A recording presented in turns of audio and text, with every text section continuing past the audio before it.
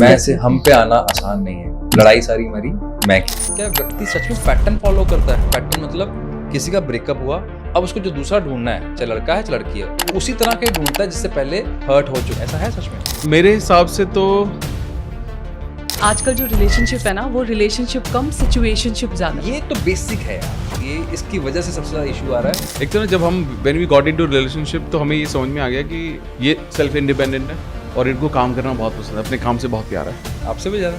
हाँ, उस वक्त तो यस। लड़के तो इमोशनल हो ही नहीं सकते, उन्हें तो रोना आता ही नहीं, उन्हें रोना नहीं चाहिए। They are very powerful. उनकी जो सबकॉन्शियस माइंड की प्रोग्रामिंग हुई है बचपन से लेके आज तक कि लड़के नहीं रोते, दे आर वेरी स्ट्रॉन्ग, उन्हें नहीं रोना चाहिए। हो कोई देख लेगा, चीटी मरी पूछो ना क्या होगा। अगर आप क्लियर हो और जेन्युइन हो तो आपको टॉपर लड़की मिल सकती है, चाहे वो एवरेज हो पढ़ने तो। ये मैं इसको वन ऑफ द मिथ मानती हूँ आज की तारीख में। मूवीज का रिलेशनशिप पे कितना असर पड़ता है? ये जो मूवीज हैं, चाहे सोशल मीडिया है, ये सारी की सारी चीजें आपके अंदर एक इंफीरियरिटी कॉम्प्लेक्स क्रिएट करते हैं कि सामने वाले की जिंदगी बहुत सुंदर है, सही है, मेरी जिंदगी बहुत खराब है। मैं जैसे ही दो अच्छी एक फोटो डालूंगा आपको और आप कहोगे यार पूरी दुनिया घूम रहा है यार, क्या सही चल रहा है, इसकी जिंदगी क्या मस्त है। अब आपको क्या पता मेरी पर्सनल लाइफ में क्या हो रहा है। हमारा झगड़ा, मिसअंडरस्टैंडिंग जो भी कुछ होता है या पर्सपेक्टिव अलग है, हमारा रूल है।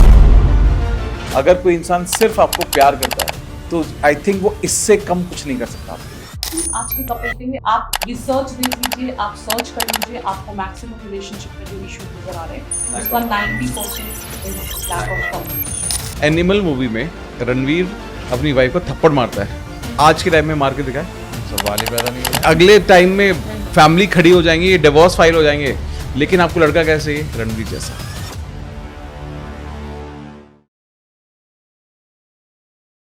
हेलो दोस्तों, आज आपका सबका स्वागत है हमारे शो आपका विकास में। और मेरे लिए आज बहुत एक्साइटमेंट का दिन है, बहुत एक्साइटेड हूं मैं। क्यों? मेरी सोशल जर्नी को शुरू करवाने वाले मेरे मित्र, मेरे दोस्त आज मेरे साथ हैं। और इससे ज़्यादा खुशखबरी नहीं सकती, वो देश के सबसे बेहतरीन, या यूं बोल सकता हूं जिनको मैं जानता हूं उनसे बड़ा मैंने लॉ ऑफ अट्रैक्शन का कोच नहीं देखा जितनी मेरी जानकारी है। इतने हम्बल भी क्यों, मैं आपको आगे वाली कहानी में बताऊंगा क्यों मैं इनको बोल रहा हूँ कि बहुत हम्बल हैं। और आज वो आए हैं अपनी धर्मपत्नी, अपनी अर्धांगिनी के साथ, आध्या जी के साथ, जो कि एक रिलेशनशिप काउंसलर हैं। आप दोनों का बहुत हार्दिक स्वागत है। थैंक यू सो मच भाई, थैंक यू सो मच। मैं बहुत एक्साइटेड हूँ, आपका पहला पॉडकास्ट है और मेरे को आपने एज अ गेस्ट बुलाया है। Thank you so much for calling us. तो मेरी जर्नी आपने शुरू करवाई थी तो बुलाना तो वैसे भी था। लेकिन आप दोनों को कैसा लग रहा है as a couple first time आकर?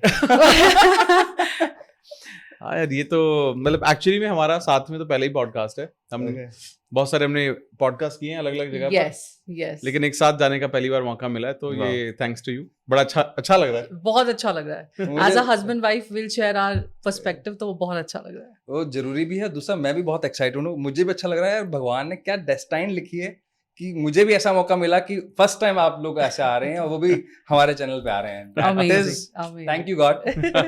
ग्रेट। ओके, क्योंकि हम बात करने वाले हैं ग्रोथ माइंडसेट पर।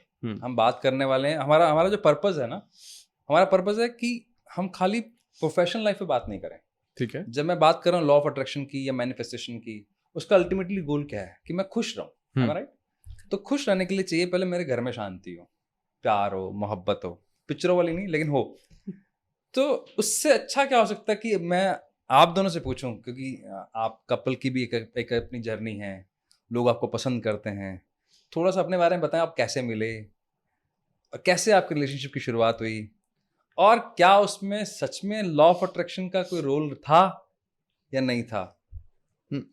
आप बताओगे मैं बताऊं? प्लीज आप बताइए। देखिए, मैं आध्या से कैसे मिला, आई थिंक मुझे याद है कि जब मैं बहुत डेस्परेट था कि शादी करनी है। हाँ मतलब फाइनली खुद निकली। ठीक है। हाँ मतलब जिनको मैं थोड़ा बहुत पसंद करता था तो वहां से थोड़ा इधर उधर हो गए थे हम, तो फिर था कि अब चलो शादी तो करनी है। तो देन फैमिली वाले लड़की ढूंढ ही रहे थे, और उस दौरान हमने ना एक अच्छी लड़की को देखा, हमने उनको ऑलमोस्ट फाइनल कर दिया था। और उसके बाद क्या हुआ कि मेरे एक बहुत अच्छे दोस्त हैं, उन्होंने ये बोला कि एक और लड़की है आपके जैसी सी है वो, और आर्टिस्ट है, क्रिएटिव है, और मुझे बड़ा ये सब चीज़ें मुझे बहुत अच्छी लगती हैं चीज़ें सारी। तो अभी आपने किसी को कंफर्म किया ऐसा कुछ हुआ थोड़ी है, रोका है, सगाई थोड़ी हुई है, सही है। तो आप उनसे भी मिल लो। मैंने कहा यार मुश्किल है अभी मिलना। तो मैं actually I was on a tour, मैं एक टूर पे था। सेकंड ऑप्शन ले लो। हाँ, तो मैं एक टूर पे था और वापसी में ना मेरे को पता नहीं क्या हुआ, मतलब लिटरली ऐसा था कि मेरे को ऐसे जाना है, सीधा जाना है, और एक मोड़ पर मैं रुका और मैंने सोचा अगर इन्होंने कॉल नहीं उठाया जिनके थ्रू हमें मिलना था तो मैं चला जाऊंगा वापस सीधा। अच्छा। और उन्होंने फोन उठा लिया और वो गाड़ी मैंने मोड़ी, and that's how I met Aadhya for the first time. क्या बात है। और जब मैं आध्या को मिला पहली बार, मैं आपको सच में बताना चाहता हूँ कि हमारी इतनी ज्यादा सिमिलैरिटीज थी, मतलब वो आप ये बोल सकते हो, मैंने इनको लिटरली उसी दिन बोला था, याद है मुझे भी, कि या तो आपने मेरे ऊपर रिसर्च किया हुआ है पूरा, you know everything about first meeting में। अच्छा, मतलब आपने मेरे पे पूरा रिसर्च किया हुआ है, तो आप अपनी पसंद भी मैच करा रहे हो, आप अपनी चीजें भी मैच करा रहे हो जानबूझ के, इट वाज टू मच। अच्छा, आप ये बोल रहे हो इनको? मैं ये बोल रहा था अच्छा। इनको, ठीक है। और मतलब ये मतलब ऑब्वियसली ऐसा था नहीं, कोई कॉमन कनेक्शन हमारा बहुत ज्यादा था नहीं, तो बट वो आई थिंक दैट्स हाउ मुझे भी लगता है कि यार जब आप दुनिया भर में भटकते रहते हो इधर उधर इधर उधर, लेकिन आपका जब थॉट बिल्कुल क्लियर होता है कि आप लाइफ में चाहते क्या हो, तो भगवान आपको देता है शिद्दत से। जब आप मांगते हो ना, भगवान देता। हाँ, तो मुझे लगा कि भगवान ने मेरे को उसी चीज़ का फल दिया है। मैं भटका बहुत जगह, और तो मुझे, लेकिन अल्टीमेटली उसके बाद मुझे समझ में आया कि नहीं यार, आप बहुत सारी दुख देखते हो, तकलीफ देखते हो, पेन देखते हो, लेकिन आपके लिए जो बेस्ट होता है ना, एंड में भगवान आपको वो देता ही देता है। तो that's how I met Aadhya. तो फिर हम बेस्ट से पूछते हैं, क्योंकि फिर इनसे ज्यादा बेस्ट फिर आप हैं, तो आपसे ही पूछते हैं। नहीं, it's actually a beautiful journey because as Amit shared कि ऐसा हुआ, तो I was also going through the same process कि लड़कियों को तो बहुत जल्दी बता दिया जाता है कि शादी होनी है, अब आपका पराये घर जाने का समय आ गया है। तो सेम हैपेंड विद मी, और लड़के आना शुरू हो गए, देखना शुरू हो गया, सब कुछ शुरू हो गया, but somehow I was not happy because बचपन से ही एक चीज़ समझ में आई है, जो जिंदगी में मुझे चाहिए वो मैं पालूंगी। I am very clear about it.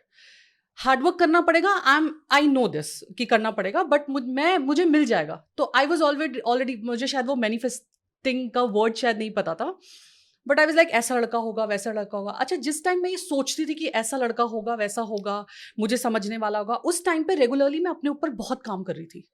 तो मेरे को एक चीज समझ में आई कि जो भी क्वालिटी मैं लड़के के अंदर देख रही हूँ, क्या सेम क्वालिटी मेरे अंदर है? If I want a guy who is hard working, am I hard working enough?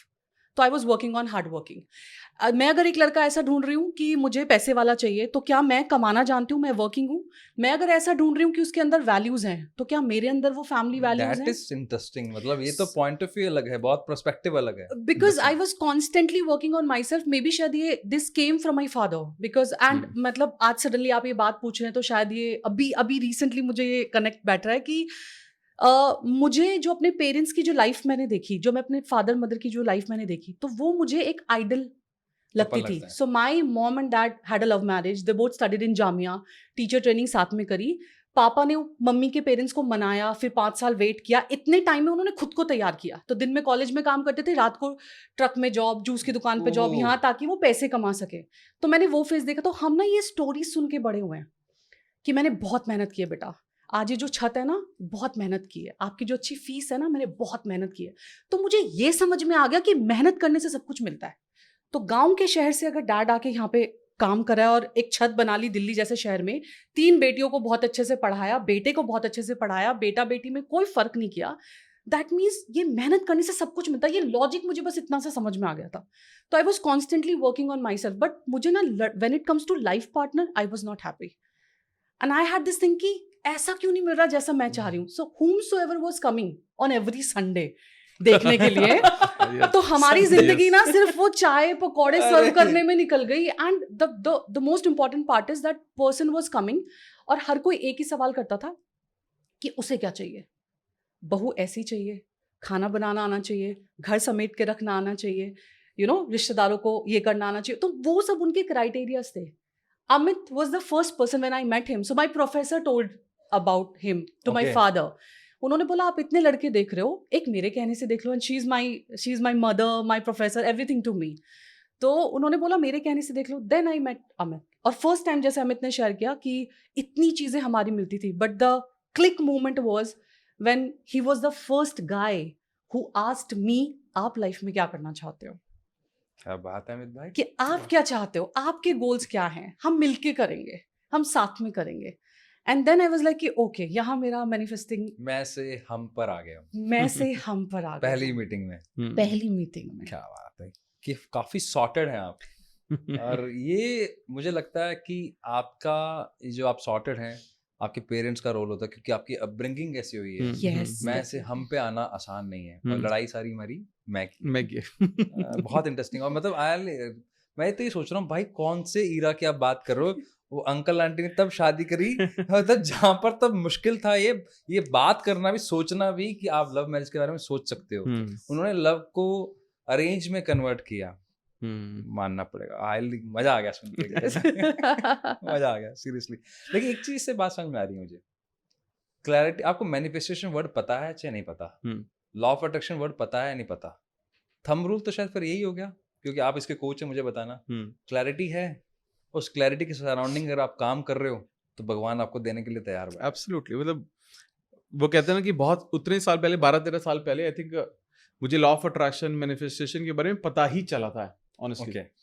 उसी वक्त की बात है जब मैंने इसको प्रैक्टिस करना स्टार्ट किया था, और I was not very conscious about it. उससे भी पहले मैं बहुत कॉन्शियस नहीं था, लेकिन मुझे यही समझ में आया कि यार लाइफ में ना जो चाहिए वो तो मिलना ही है। जैसे she was very very clear कि यार, मतलब वो ये हमेशा से बहुत हार्ड वर्किंग रही है। तो जब मैं मिला था तो ये कॉलेज में पढ़ाती थी एज अ असिस्टेंट प्रोफेसर, और पैरेलली पता नहीं कितने बच्चों को ट्यूशंस पढ़ा रही है, होम ट्यूशन दे रही है आर्ट्स के। और वो पूरा दिन पैक, ये वो, और मतलब वेल अर्निंग, सब कुछ बहुत अच्छा था। मैं भी जॉब कर रहा था। तो मुझे एक चीज समझ में आई कि यार आई थिंक ये ना जो हमारी जो कॉमन लैंग्वेज थी ना, वो बहुत सही थी। Hard working. हाँ, मतलब कि बहुत मेहनत करनी है। क्योंकि देखो, हमने भी अपने पेरेंट्स को हार्ड वर्क करते देखा, और मैं तो जैसे ये तो आर्टिस्ट ही हैं, और मैं वैसे I was not good at studies in schools.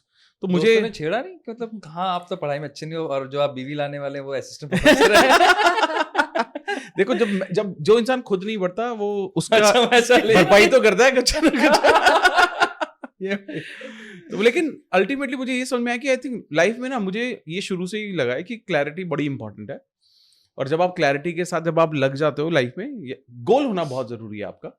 देखो, कई बार ऐसा नहीं है कि गोल, बहुत बार लोग थोड़ा मिसअंडरस्टैंड भी करते हैं। मैं भी किसी का 101 कर रहा था, तो मेरे को किसी ने उसमें पूछा कि ना, मेरे को ना मेरा गोल नहीं पता।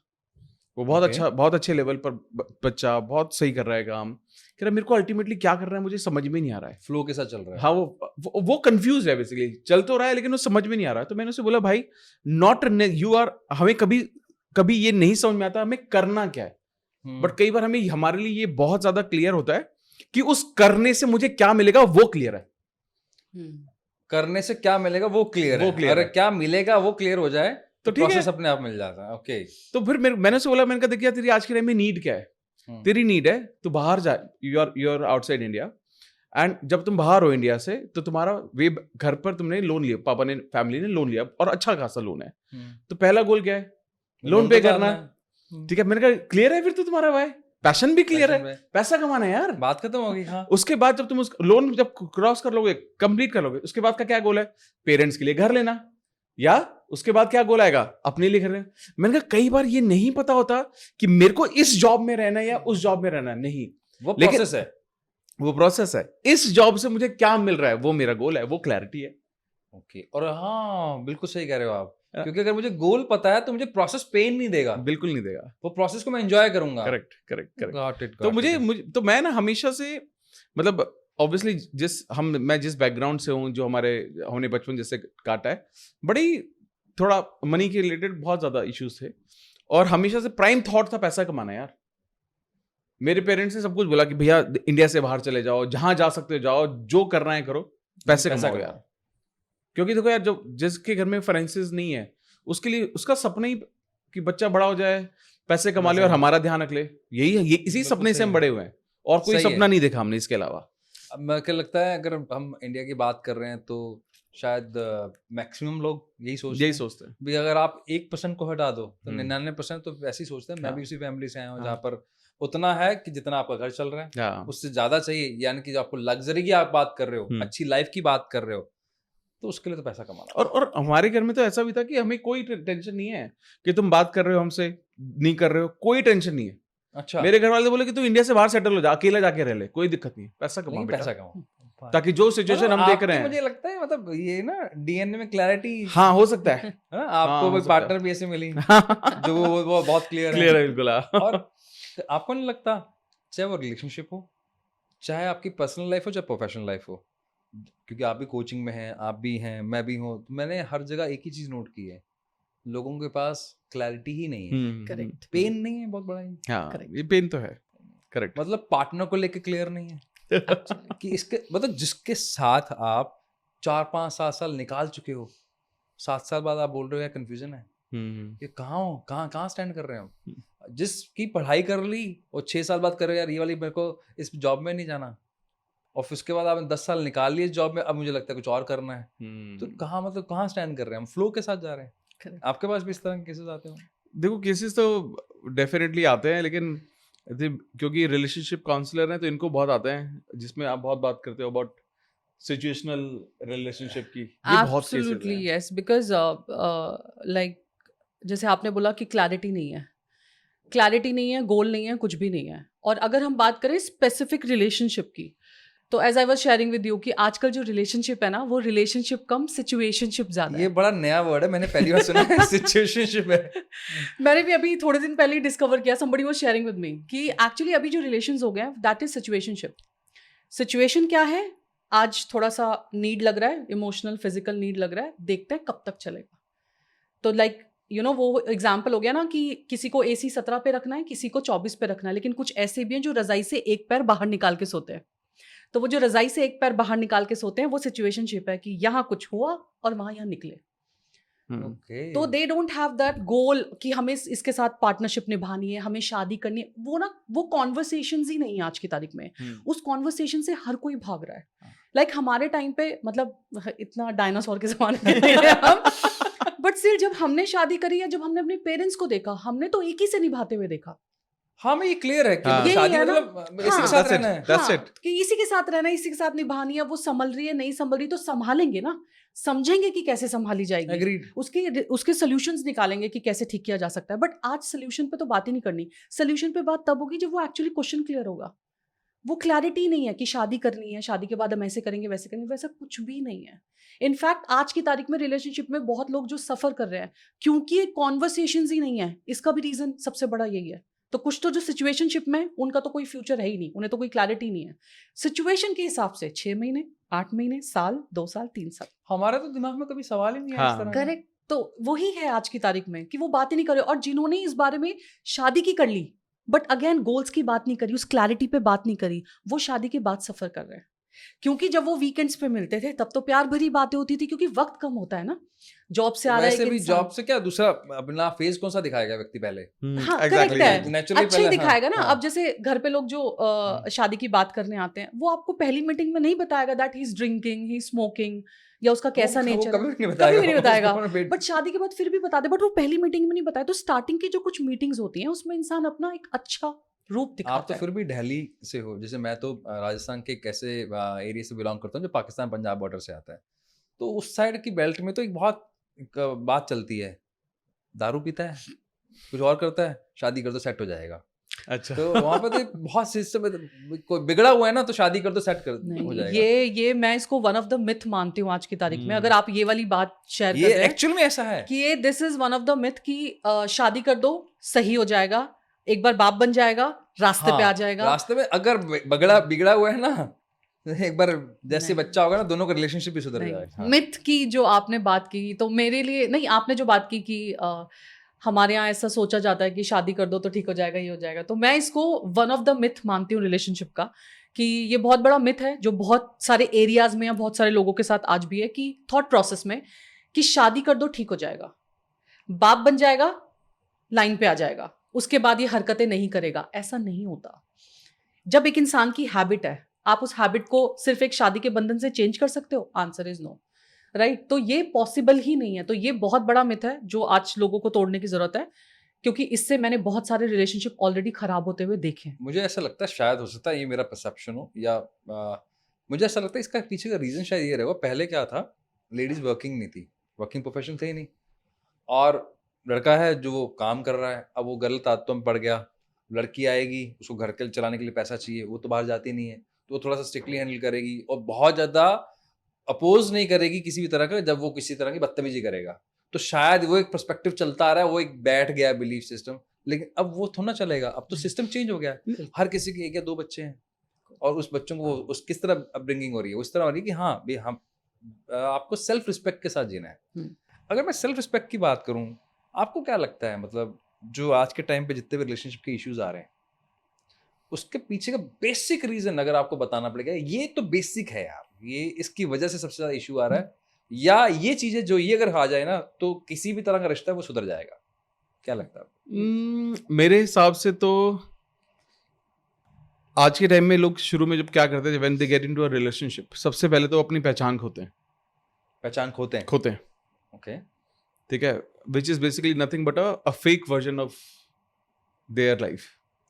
लाइक फॉर एग्जाम्पल, मेरे को ये लड़की बहुत पसंद है और वो मुझे बोलती है कि यार अगर तुम्हें मुझसे शादी करनी है तो तुम्हें ऐसा होना पड़ेगा, या वो नहीं भी बोलती है बट मैं समझ रहा हूँ, तो मैं पोर्ट्रे ये कर रहा हूँ कि this is how I am the perfect person for you and I am doing whatever it takes, because जो मेरी इंटेंट है वो तुम्हें पाना है, सिर्फ चाहना है, और मतलब वो प्यार नहीं है, अचीव करना है। हाँ ठीक है, उसके बाद देख लेंगे क्या होगा, उसके बाद समझ लेंगे, वो शायद सोचा ही नहीं होगा। हाँ, तो ये एक सबसे बड़ा प्रॉब्लम है, क्योंकि ना इंसान अपनी आइडेंटिटी खो देता है, और ये ऐसा नहीं कि क्लेवर है इसलिए खो रहा है, लोग प्यार में भी खो रहे हैं ये सब। एक वक्त ऐसा आता है जब आप एक रिलेशनशिप में हो और आप बोल रहे हो उनको कि यार चलो यार ठीक है, आप मुझे बताओ कि I am ready to mould myself. तो लोग, एक लड़का बोलता है देखो यार मैं तो सिगरेट पीता हूँ, मैं स्मोक करता हूँ, मैं ड्रिंक भी करता हूँ और चिल्लाना ना मेरी आवाज़ में ही है, मेरे को ऐसी आदत है। लड़की बोलती है कोई बात नहीं, I will adjust and post that जब आप रिलेशनशिप में हो या शादी हो जाती है तो उसके बाद क्या होता है, 1 हफ्ते में सब खत्म हो जाता है। आज के टाइम में हम देखते नहीं क्या, 7-7 8-8 साल के रिलेशनशिप जो हमारे पास आते हैं बात करने के लिए, 8 साल का रिलेशनशिप 1 हफ्ते में डिवोर्स, 1 हफ्ते में शादी के बाद। And this is just because कि उन्होंने ना हमेशा ये सोचा, जैसा हम पहले भी बात कर रहे थे, कि शादी का सब ठीक हो जाएगा, जो कि हो नहीं, संभव ही नहीं है, पॉसिबिलिटी नहीं है। और दूसरी चीज क्या है कि एक्सपेक्टेशन क्यों नहीं कर रहे हो आप, क्लियर सेट होनी चाहिए ना यार।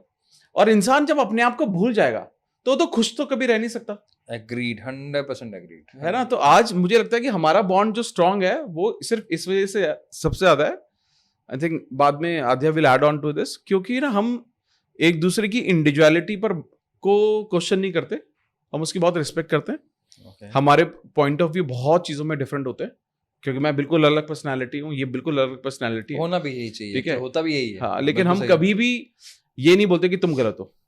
हम जब बात करते हैं तो बात करते हैं कि पर्सपेक्टिव तुम्हारा ऐसा है, मेरा पर्सपेक्टिव ऐसा है, चलो मिलके क्या कर सकते हैं। बिल्कुल सही कह रहे हो आप।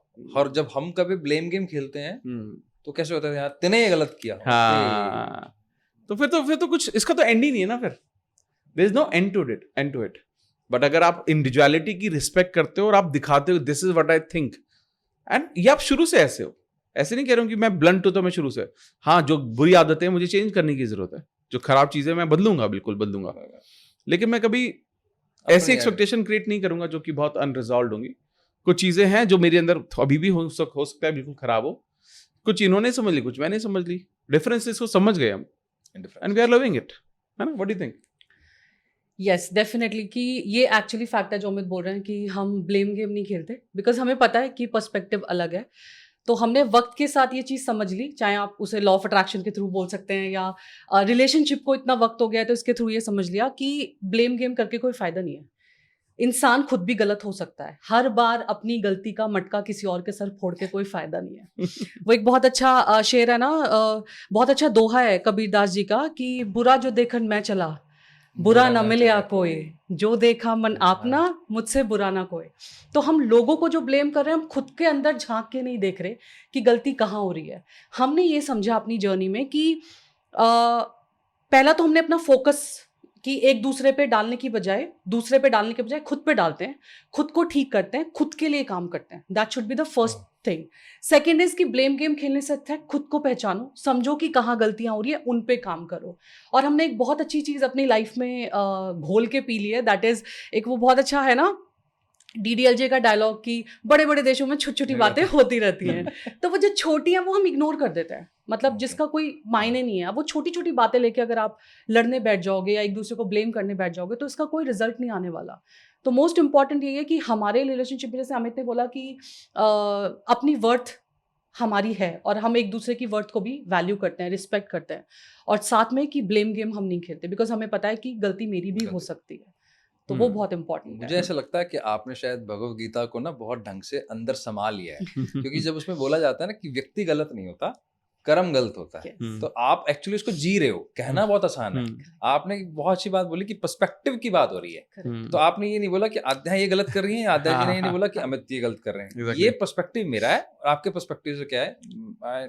करेक्ट.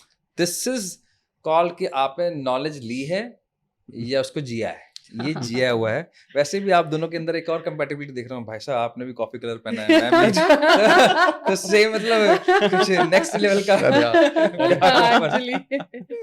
बहुत बढ़िया. बट ये सही है कि हम इस बात पे हमारी लड़ाई नहीं होती कि कौन सही कौन गलत. बात इस बात पे डिसएग्रीमेंट हो सकता है या पर्सपेक्टिव अलग हो सकता है, क्या सही क्या गलत. तो कौन पे नहीं है हम, क्या सही क्या गलत. वंडरफुल. ये बहुत इंपॉर्टेंट है. और अगर ये पर्सपेक्टिव समझ में आ जाए, क्योंकि मुझे ऐसा लगता है अगर आपको प्रोफेशनली अगर आपको ग्रो करना है तो आपकी पर्सनल लाइफ सॉर्टेड बहुत जरूरी है भाई. बहुत जरूरी है, बहुत जरूरी, बहुत ज्यादा.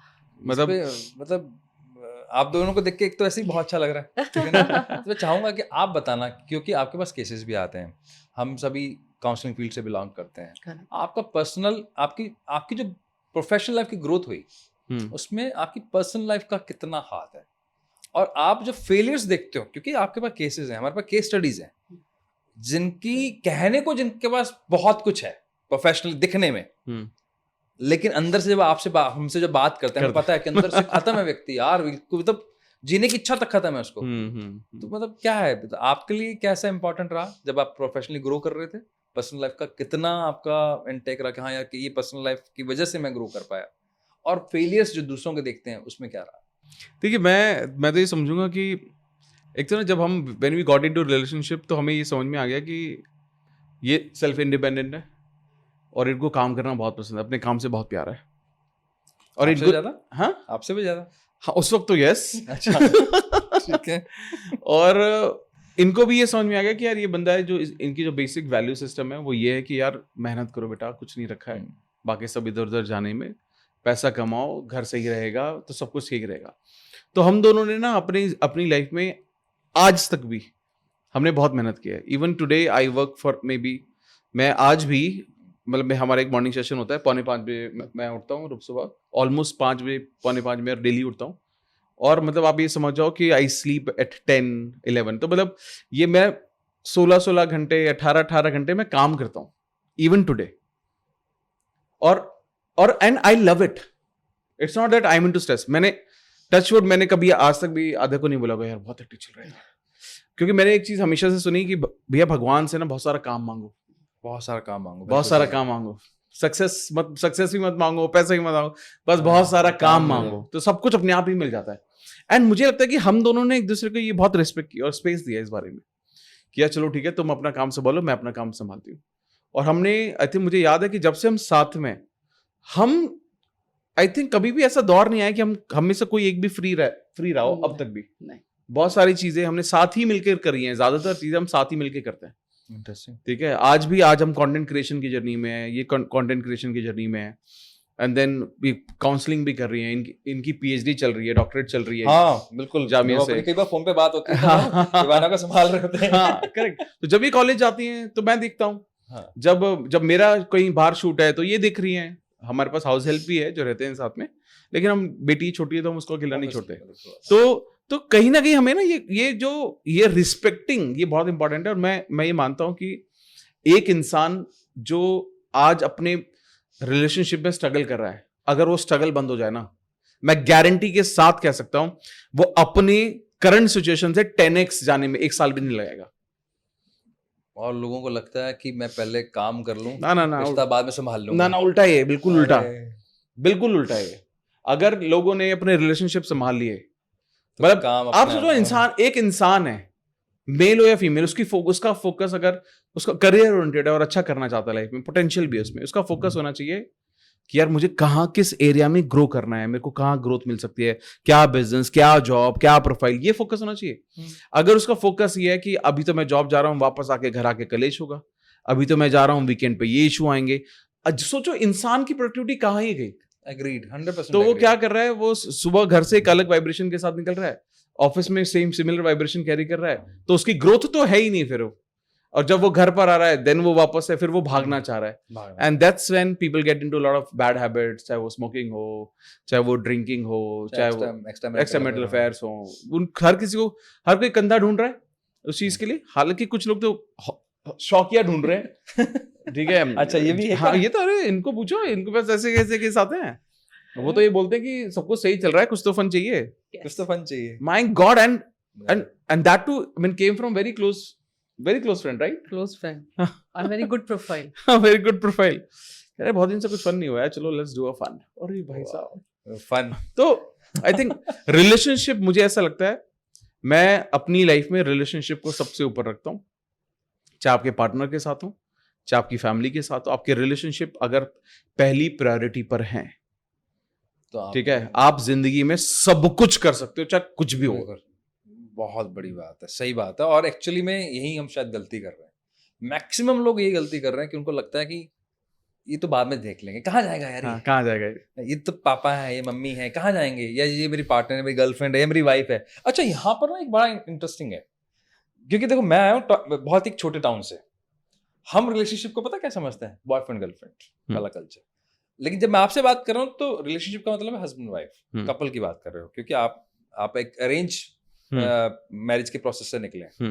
तो यहाँ एक बहुत बड़ा कंफ्यूजन रहता है, एक टीनेज अल्फा जेंजी आ रही है, वो रिलेशनशिप को लगता है हाँ ठीक है डेट कर रहे हैं, कुछ टाइम निकालेंगे। एक्चुअली में वो रिलेशनशिप नहीं है, वो सिचुएशनशिप है। सही कह रहे हो आप। और वो पेन देती है, वो मैं इसलिए बोल सकता हूँ, मेरे पास ना केस आया था, सॉरी मैंने आपको बीच में कट किया।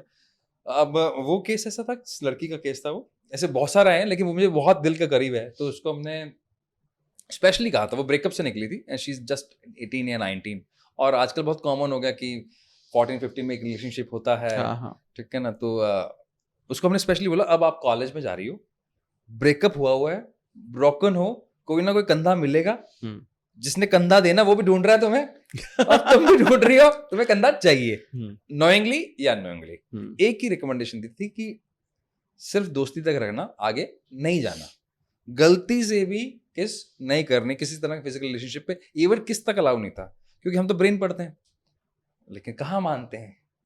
फिर वही हुआ जो होना था।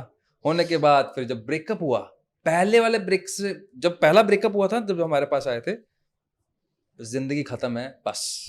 अब जब दूसरा ब्रेकअप हुआ, इससे बुरा कुछ और नहीं था, फिर मैंने पुराना याद दिलाया, मैं उससे बुरा भी कुछ नहीं था। अब ये पेन बढ़ क्यों गया, क्योंकि कुछ चीजों को वहां पर रोकना जरूरी है, तो वहां नहीं रुकती हैं तो आपके ब्रेन पे अलग तरह से इम्पैक्ट करता है, और बहुत भयंकर पेन होता है भाई, बहुत भयंकर। फिर आपको लगता है बस इसके बिना। और यहाँ पर मुझे एक ना अच्छी लाइन लगती है श्री श्री रविशंकर जी, वो बोलते हैं कि 140 करोड़ लोगों का देश है यार, कोई और ढूंढ लो। टेंशन है, क्या दिक्कत है। लेकिन मैं ये भी बोलता हूँ कि यार ढूंढना क्यों है, ओके क्यों ढूंढना है, मतलब आप मुझे ये बताइए। फॉर एग्जाम्पल, आप you got into a relationship, आपका ब्रेकअप हो गया, कंधा चाहिए ही क्यों आपको? मेरे को लगता है नहीं होना चाहिए, क्योंकि आप फ्रेजाइल हो उस वक्त, जैसा आपने जो सजेस्ट किया कि don't get into it. People, लोग ना, मतलब लोग क्या होता है, जब एक रिलेशनशिप पे रहने की आदत हो जाती है ना, उनको हमेशा कोई ना कोई चाहिए होता है, डिपेंडेंट रहने के लिए। कोई सोना बाबू कहने वाला, कोई खाना खा लिया क्या, कोई पिकअप करने वाला, ये सबको चाहिए। और ये इसी वजह से सबसे ज्यादा जो लोग जो पेन सफर कर रहे हैं, इशू जो आ रहे हैं, वो इसी वजह से आ रहे हैं, क्योंकि यार आपने ना अपने आप को ब्रेक ही नहीं दिया, अपने आप को आप समझ ही नहीं रहे हो। क्या आपने अपने पहले रिलेशनशिप से जो ब्रेकअप हुआ आपका, क्या आपने उससे कुछ सीखा? क्या सीखा आपने? मिस पे ना मेरे पे बहुत अच्छा एक इंटरेस्टिंग, मेरे पास एक क्वेश्चन भी आया हुआ है, वो आद्या जी आपसे पूछना है मुझे। क्या सच में ऐसा है, मैंने कहीं सुना भी है और मैं नॉर्मली जब देखता भी हूँ, क्या व्यक्ति सच में पैटर्न फॉलो करता है? पैटर्न मतलब किसी का ब्रेकअप हुआ, अब उसको जो दूसरा ढूंढना है, चाहे लड़का है चाहे लड़की है, वो उसी तरह के ढूंढता है जिससे पहले हर्ट हो चुका है, उसी तरह के पैटर्न को ढूंढता है और फिर वापस उसी पेन से वापस निकलना उसको एक आदत हो जाती है। ऐसा है सच में?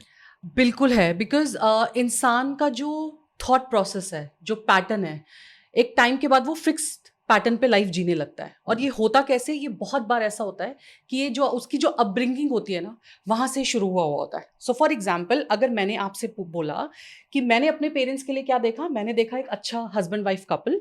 मेरे डैड ने बहुत मेहनत करी मेरी मम्मी को पाने के लिए, और उसके बाद उन्हें उतने ही प्यार उतने ही सम्मान से रखा, आज भी रख रहे हैं। So that was my definition of relationship, जो मैंने अपनी फैमिली से सीखी। लेकिन बहुत सारी फैमिलीज हैं जिनका स्टाइल अलग है, जिनका लिविंग बहुत अलग है। अब कहीं पे अब्यूजिव है, कहीं पे फिजिकल अब्यूज है, कहीं पे दारू पी के मारना इज सो नॉर्मल। तो उस बच्चे ने क्या सीखा बड़े होते हुए, जब उसका सबकॉन्शियस माइंड डेवलप हो रहा था, तो उसने क्या सीखा कि this is normal, boys can do this, a man of a house can do this, right. I remember बहुत साल पहले मेरे पास एक कोई one of the female, she came to me and she every day she used to cry because she was one of my friend.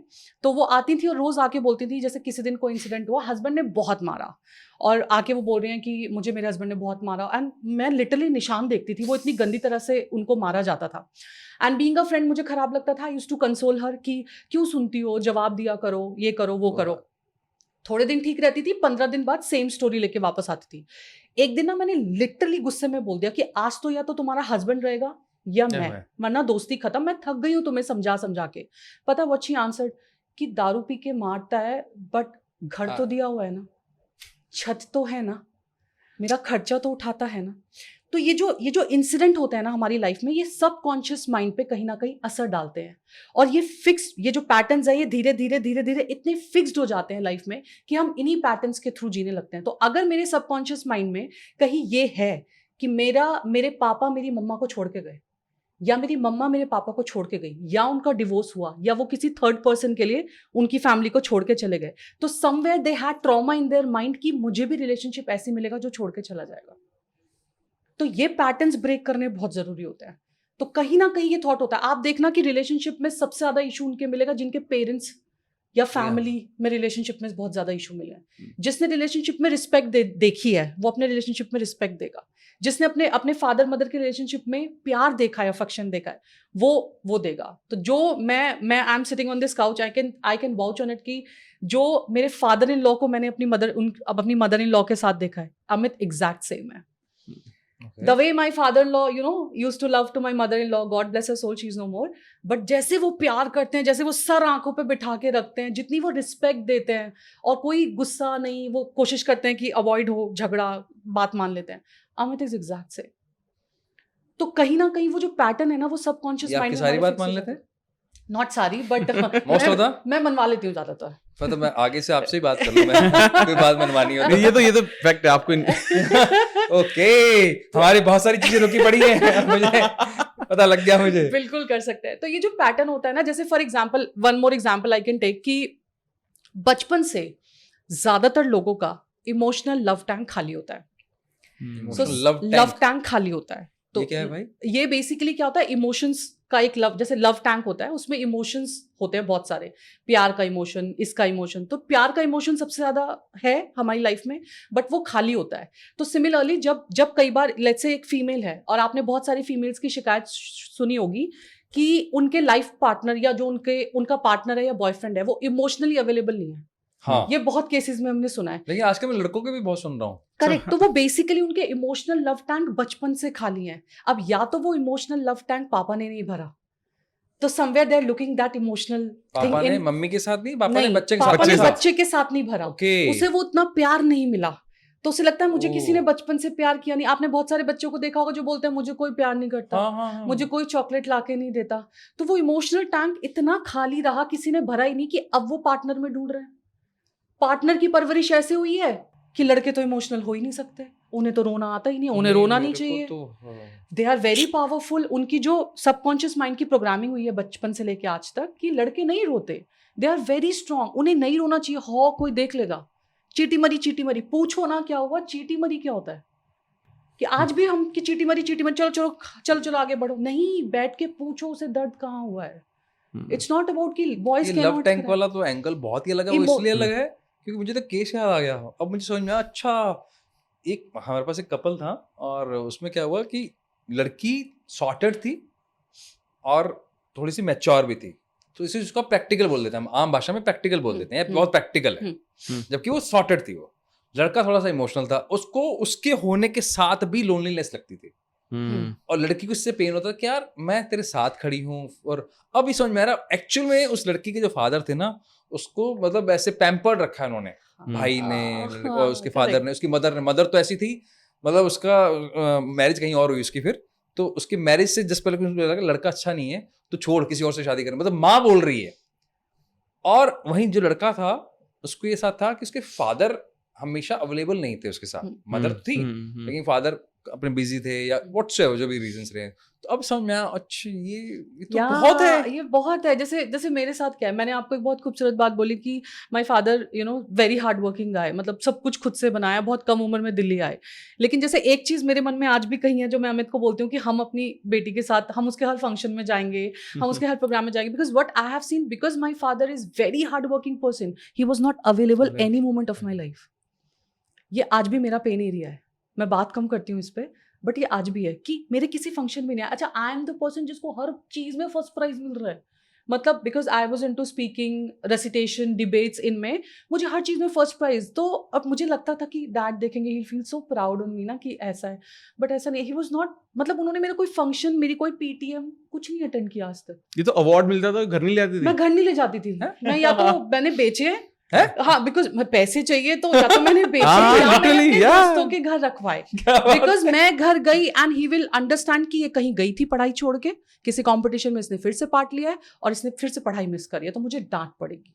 तो आई had this in my mind कि मुझे डांट पड़ी, ये अवार्ड नहीं चाहिए, मिल गया सबके सामने, फोटो खिंच गई, ताली बज गई, अभी से ले जाओ, कोई भी ले जाओ।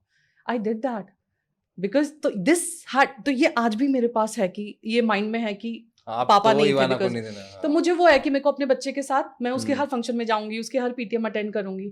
तो ये जो इमोशनल लव टैंक है ना, ये कहीं खाली रह गया, जिसे भरते भरते वक्त लगता है, फिर हमारी पार्टनर से एक्सपेक्टेशंस। हाँ, बट इससे एक चीज और क्लियर हुई, मतलब मेरे लिए तो लाइफ लेसन है और सबके लिए भाई, आप सबके लिए भी है। अगर आप क्लियर हो और जेन्युइन हो तो आपको टॉपर लड़की मिल सकती है, चाहे वो एवरेज हो पढ़ने तो भी। Correct I agree. तो जिनको लगता है उनका लाइफ में कुछ नहीं, भाई जेन्युइन रह लो, क्लैरिटी रख लो, मिल जाएगा और ऐसा मिलेगा जो टॉपर ही होगा। एग्जैक्टली, ऐसा भी यार, करेक्ट, बहुत बढ़िया। मुझे ना एक सवाल पूछना है आपसे, जो मुझे लगता है कि मेरी लाइफ पे शायद उसका थोड़ा बहुत असर रहा है, या जो मेरे पास क्वेश्चंस आते हैं, मूवीज का रिलेशनशिप पे कितना असर पड़ता है? पड़ता है आपके हिसाब से या नहीं पड़ता? आपका एक्सपीरियंस क्या, आप पे पड़ा क्या? पहला सवाल। दूसरा, जब आप केसेस देखते हैं तो सच में लगता है कि मूवीज का फर्क पड़ता है उन पे? देखिए यार, मुझे तो लगता है कि बहुत ज्यादा फर्क पड़ता है और बिल्कुल फर्क पड़ना नहीं चाहिए। पड़ता है लेकिन पढ़ना नहीं चाहिए। 0% होना चाहिए। क्योंकि क्या होता है, देखो अब बेसिकली लोग ना प्राइम पर्पस, जो हम बार बार डिस्कस भी करते हैं, जो पर्पस ऑफ मूवीज क्या था पहले? एंटरटेनमेंट, सिर्फ एंटरटेनमेंट। वो चीजें दिखाना जो एक आम आदमी की जिंदगी में नहीं हो सकता, जो एक आम आदमी की जिंदगी में नहीं हो सकता। लेकिन आज शाहरुख खान जो पॉसिबिलिटी ही नहीं है, वो कहानी दिखाना। क्योंकि लोग उस मोमेंट के लिए खुद को भूलकर एक ऐसी दुनिया में चले जाते थे जहां पर उसको सिर्फ एक अच्छा नजर आता था। लेकिन जब लोग उसको बंद करते थे देखना, तो अपनी जब जिंदगी में आते थे तो समझते थे कि यार वो सिर्फ इमेजिनेशन है, ये रियलिटी है। लेकिन आज के टाइम में लोगों ने इस एंटरटेनमेंट के नाम पर लोग रियलिस्टिक मूवीज भी बनाते हैं, जो कि बहुत सुंदर मूवीज भी बन रही हैं, बहुत अच्छे टॉपिक्स पे बन रही है। लेकिन मुझे ऐसा लगता है कि मूवीज का प्राइम पर्पस सिर्फ वही होना चाहिए, एंटरटेनमेंट फॉर 3 आवर्स और 2 आवर्स, नथिंग एल्स। क्योंकि क्या होता है, ये जो मूवीज हैं, चाहे सोशल मीडिया है, ये सारी की सारी चीजें आपके अंदर एक इंफीरियरिटी कॉम्प्लेक्स क्रिएट करते हैं कि सामने वाले की जिंदगी बहुत सुंदर है, मेरी जिंदगी बहुत खराब है। मैं जैसे ही 2 अच्छी एक फोटो डालूंगा आपको, और आप कहोगे यार तो पूरी दुनिया घूम रहा है यार, क्या सही चल रहा है, इसकी जिंदगी क्या मस्त है। अब आपको क्या पता मेरी पर्सनल लाइफ में क्या हो रहा है, क्या चल रहा है, वो जो काउंसलिंग से पता लग जाता है। हाँ करेक्ट। तो कहीं ना कहीं जो ये स्क्रीन की दुनिया में जो लोग खो गए हैं, तो मैं तो ये कहूंगा कि देखो नथिंग इज, ये अब ये सोचो, आपको भी तो पता ही है ये एक्टिंग कर रहे हैं, नहीं पता है क्या? पता तो है लेकिन they are मानते getting paid to act for this. हैं। खो जाते हैं ना भाई उसमें। तो आई थिंक मुझे लगता है कि मूवीज का तो इन्फ्लुएंस नहीं होना चाहिए. Nobody should have it. What do you think? हाँ, मतलब जैसे अमित ने भी शेयर किया कि अच्छे टॉपिक्स पे भी मूवी बनती हैं, ट्रू स्टोरीज पे भी बनती हैं, ट्रू बेस्ड स्टोरीज जो हुई हैं, बायोग्राफीज पे भी स्टोरी बनती हैं, अच्छे कैरेक्टर्स पे भी बनती हैं. मेरे ख्याल से देखो, सीखना है कोई अच्छी बात सीख लो, उसके अलावा सिर्फ एंटरटेनमेंट तक रखो और उसके बाद जाने दो. क्योंकि मूवीज वाला 100% इसलिए नहीं कह सकते. एक तो वो एंटरटेनमेंट पर्पस के लिए बनी है, उसमें बहुत सारी चीजें अमित ने भी शेयर किया कि इसलिए हुई हैं क्योंकि वो पहले कभी नहीं हुई, कभी कैसा हुआ नहीं, तो वो एंटरटेनमेंट पर्पस है. दूसरा कि जब दो इंसानों के थॉट प्रोसेस अलग है, थिंकिंग पैटर्न्स अलग हैं, एनर्जी अलग है, वाइब्रेशंस अलग है, तो उसका रिसीविंग भी अलग होता है. Agreed. अब अगर हम एक मूवी देख रहे हैं, फॉर एग्जांपल अगर मैं बात करूं, लेट्स से रिलेशनशिप पे बहुत सारी मूवी हैं, लेट्स से हम बात करते हैं रब ने बना दी जोड़ी मूवी, तो मेरा उसका अंडरस्टैंडिंग क्या है, मैं मूवी देख के निकली तो मुझे एक चीज समझ में आती है कि अरेंज मैरिज के बाद भी अगर पेशेंस रखा जाए तो प्यार डेवलप हो सकता है, रिस्पेक्ट डेवलप हो सकती है, आप एक अच्छे रिलेशनशिप को बना सकते हो, आगे बढ़ सकते हो. That is my perspective. अब एक मेल का पर्सपेक्टिव क्या हो सकता है उसमें कि अच्छा वो मानी नहीं ना जब तक वो हीरो नहीं बना है ना, जब तक उसके मूछें लगी थी, नॉर्मल शर्ट पैंट टेलर का बना हुआ वो पहनता था, तब तक तो वो मानी नहीं. जब वो जीन्स टी शर्ट में आया, कूल डूड बना, डांस क्लास ज्वाइन करी, तब वो अट्रैक्शन हुआ कि हाँ ये लड़का कुछ है. तो क्या हमें ऐसा बनना पड़ेगा? तो लड़कियों को ऐसे ही लड़के पसंद आते हैं. तो उनका थॉट क्या गया कि एक सिंपल हार्ड वर्किंग गाय और एक सिंपल ऑफिस गोइंग गाय और सिंपल नौकरी पे जाता हुआ गवर्नमेंट जॉब का जो सीधा सा सिंपल सा दिखने वाला इंसान है, वो लड़कियों को ज्यादा पसंद नहीं आता. तो क्या इसी वजह से एक कहीं सुना है मैंने, या पढ़ा हुआ तो नहीं बोलूंगा, सुना हुआ भी बोलूंगा, कि लड़कियों को टॉक्सिक लड़के जल्दी पसंद आते हैं? एक्चुअली अमित एक बहुत अच्छी बात बोलते हैं ना, हम कुछ दिन पहले डिस्कस कर रहे थे कि ऐसा हर मूवी में क्यों है, जो लड़का बालों में तेल लगा के चश्मा लगा के जाता है उसको कोई लड़की नहीं देखती, और जो बिल्कुल अल्फा मेल बन के जाता है उस पर सब लड़कियां पागल है, लेकिन फिर सफर भी वही लड़कियां कर रही हैं. अच्छा, फिर हम मांग, मतलब कितना कॉन्ट्राडिक्टरी है यार ये. एग्जैक्टली. अब आप खुद सोचो, एनिमल मूवी में, हाँ ठीक है, रणवीर अपनी वाइफ को थप्पड़ मारता है, आज के टाइम में मार के दिखाए, सवाल ही पैदा नहीं होता. अगले टाइम में फैमिली खड़ी हो जाएंगी, डिवोर्स फाइल हो जाएंगे, लेकिन आपको लड़का कैसे है? रणवीर जैसा माचो, अल्फा मेल. तो ये सबसे बड़ा जो डिफरेंशिएशन है. पेरेंट्स भी जब चूज कर रहे हैं भाई, अगर आप देखो most of the cases arrange marriage ही है, ठीक है भाई, आप मेट्रोज में या आपको चांसेस मिल रहे हैं तो आप लव मैरिज की तरफ जा रहे हो, लेकिन जब वो देख रहे हैं, वो भी मैंने एक चीज बड़ी नोट की है, बहुत ही वियर्ड एक्चुअली मेरे हिसाब से, लड़के वाले आ रहे हैं, सॉरी लड़की वाले आ रहे हैं, ऐसा घर चाहिए जहाँ पे ना उसका भाई बहन ना हो सके तो सास भी ना हो, ठीक है. लड़के वाले आ रहे हैं कि इसकी अगर बहुत बड़ी फैमिली है ना तो उसको कौन निभाएगा यार, एक आधी हो, ठीक है, और कम इंटरफेयर वाला हो, तो हम चाह कुछ और रहे हैं. और वैसे में बच्चे कैसे चाहिए जो हमारा ध्यान रखे. आप ढूंढ, मतलब यार क्या बात, सही बात, बहुत सही बात बोली. समझ में नहीं आता चाह क्या रहे हैं. ये एक्चुअली फैक्ट है. मतलब मैंने अपनी फैमिली में ये चीजें देखी हैं कि मतलब आसपास के जो रिलेटिव्स हैं उनमें मैंने ये चीज देखी है कि अगर आपका दामाद आपकी बेटी की हेल्प करता है तो वो बहुत अच्छा दामाद है, लेकिन अगर आपका बेटा आपकी बहू की हेल्प करता है, अरे तो वो बिल्कुल अच्छा नहीं है. मतलब ये जोरू का गुलाम. हाँ, ये जोरू का गुलाम है. ये हमारी घर की हमारी फैमिली के अंदर है, हमारी नाम नहीं ले सकते है. तो ये बड़ा कॉन्ट्रडिक्टरी, ये एक्चुअली आपने जो बोला कॉन्ट्रडिक्टरी है कि अगर वो हाथ बटा रहा है किचन में, उसकी हेल्प कर रहा है, तो इट्स वेरी गुड गाय. देखा, मेरी बेटी का हाथ बटाता है, जॉब भी करती है, घर आके घर भी समेटते हैं, डिनर्स भी साथ में बनाते हैं, पैकअप भी साथ में करते हैं, सब कुछ करते हैं. लेकिन सेम चीज अगर बहू के लिए बेटा कर रहा है खुद का, तो वो एक्सेप्टेबल नहीं है. दे वाला है कि हमारे यहाँ ये सब नहीं होता, हमारे यहाँ ये सब नहीं चलेगा. मैं सॉरी प्लीज आप, हाँ मतलब ये लोग ना, मतलब मेरे को कई बार तो ऐसा भी लगता है कि कहीं सिर्फ बच्चों की गलतियां नहीं है, पेरेंट्स भी उतने ही गलती के हकदार हैं. वो क्या क्रिएट कर रहे हैं वो लोग, पता नहीं किस, श्री रविशंकर जी ने बोला था कि आज के टाइम पे बच्चे गलत नहीं है, माँ बाप ही गलत हैं. बच्चे सही मिले, उनको माँ बाप गलत मिले. उनका चक्कर ही है. मतलब आप ये खुद सोचो, जो बच्चा जो पेरेंट्स ऐसा लड़का ढूंढ रहे हैं जिसकी मदर ना हो, तो आप बाई चांस सोचो, आपके लिए अगर किसी ने ऐसा सोचा था कि इसकी मदर इन लॉ ना हो, पहले वो चली जाए, उसके बाद हम शादी करें, तो आपको सुनते तो आपको कैसा लगता? बहुत कि भाई क्या बात कर रहा है यार. लेकिन आप किसी और के लिए सोच सकते हो ऐसा आसानी से. मुझे लगता है या तो मेरा पर्सपेक्टिव ऐसा है, भगवान जाने, अभी क्या मेरे को हर चीज कॉन्ट्राडिक्टरी दिख रही है। अच्छा, आपको एथिक्स में क्या सिखाया गया है? सच बोलो, हाँ, अपने पार्टनर को सारी बात बताओ, कभी झूठ मत बोलो। लेकिन मैं सोचता हूँ किस बिहाफ पर, किस उसके अगेंस्ट में मैं कितनी कॉस्ट बियर करनी पड़ेगी। जैसे एक मूवी याद आ रही, क्योंकि मैंने कहा ना मूवी मुझे बहुत अट्रैक्ट करती है, मैं आई एम मूवी पर्सन, मुझे बहुत पसंद है। सेम। अच्छा सेम, इकट्ठे चलेंगे फिर। ठीक है। तो राजीव खंडेलवाल की मूवी थी, और ऐसा बहुत सारे केसेस में देखा भी है मैंने, और हीरोइन का नाम याद नहीं आ रहा मुझे। उनका आपस में कोई डिस्प्यूट होता है, सिर्फ एक जो छोटी नोकझोंक होती है, राजीव चले जाते हैं बाहर, उसके बाद किसी तरह से उसकी वाइफ की फ्रेंड के टच में आते हैं, और वो वन नाइट स्टैंड हो जाता है। घर जाकर राजीव को गिल्ट होता है, और वो जाके वो बात बता देते हैं। वो बताने का जो उसका जो रिजल्ट निकला, उनका रिश्ता टूट गया। तब तक उसकी जो वाइफ है उस मूवी में, वो प्रेग्नेंट हो चुकी हैं, और वो 15-20 साल बाद शायद मिलते हैं कहीं पे। तो मैं सोचता हूँ क्या सच इस कीमत पे बताना चाहिए? और एक तरफ तो हमें सिखाया जा रहा है सच बोलो, और उसके अगेंस्ट में सिखाया जा रहा है उसका रिजल्ट। कौन बेवकूफ है जो सच बोलेगा? हाँ, सही बात है, करेक्ट। आपको क्या लगता है, क्या इनटेक है आपका इसके ऊपर? मैं तो मेरा तो सेम ही है कि वो पिक्चर है सिर्फ। इतना पर्सनली लेने नहीं चाहिए, मतलब एक्स्ट्रा मैरिटल अफेयर अलाउ है? नहीं, एब्सोल्युटली नॉट, बिल्कुल। ये मुझे लगता है सबसे बड़ा क्राइम है। लेकिन अब ये सिचुएशनल भी हो सकता है कि किस सिचुएशन में वो सब चीजें हुई हैं। मैं सिर्फ मैं इसको हम बहुत सब्जेक्टिव नहीं बनाएंगे, बहुत क्लियर है। जब बात सिर्फ फिजिकल इंटीमेसी नहीं, फिर तो क्राइम है यार। हाँ, then it is a crime, क्योंकि इमोशनल पे तो आपने बहुत सब्जेक्टिव है, हाँ, क्योंकि इस पे तो हम काउंट ही नहीं कर सकते। Absolutely it's a crime. कुछ भी दे दो पनिशमेंट, हैंग टिल डेथ।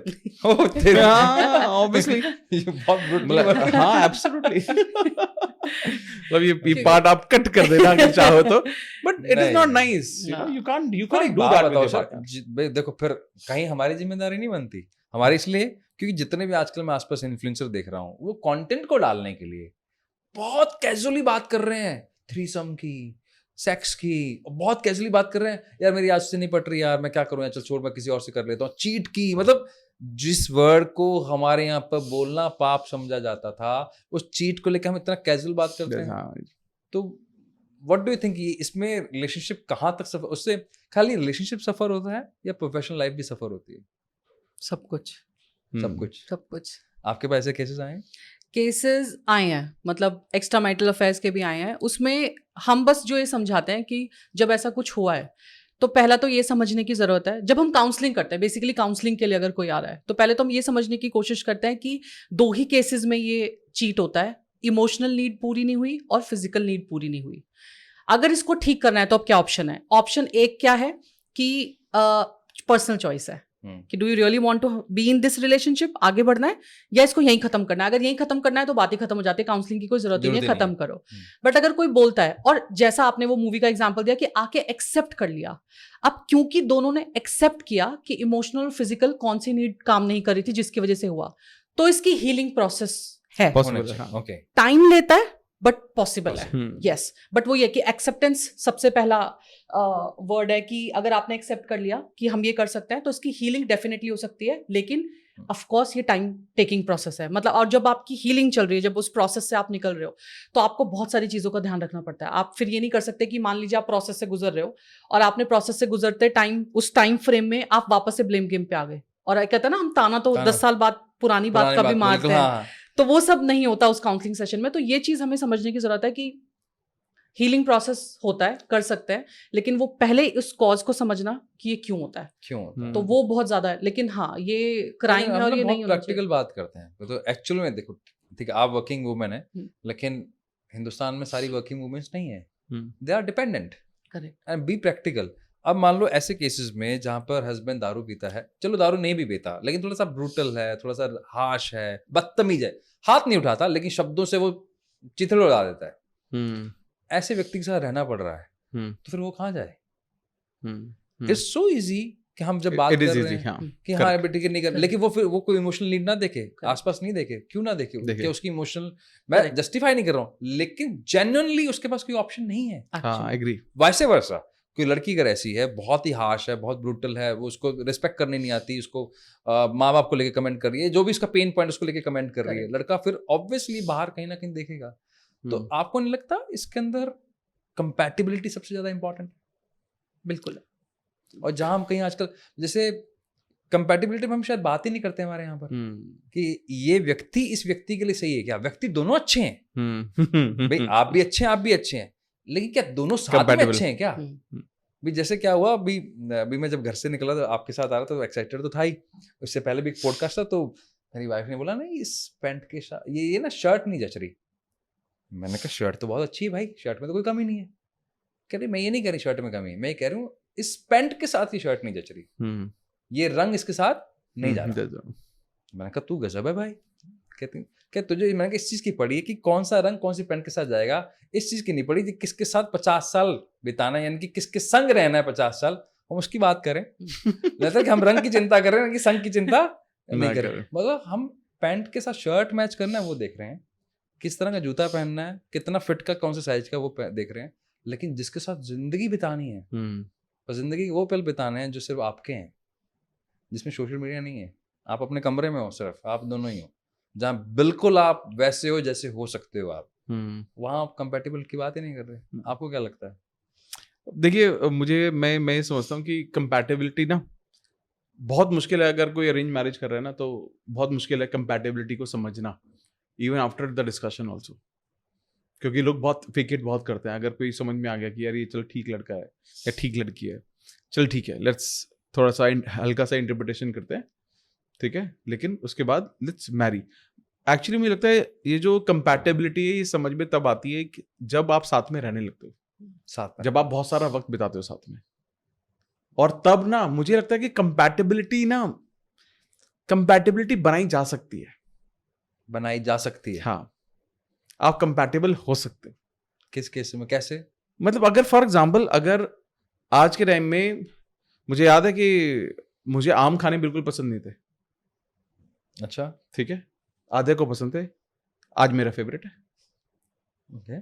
मैं समझता हूं कि जब आप किसी इंसान को वैल्यू करते हो, किसी को दिल से चाहते हो, तो आप थोड़ा सुनते हो, थोड़ा सुनाते हो।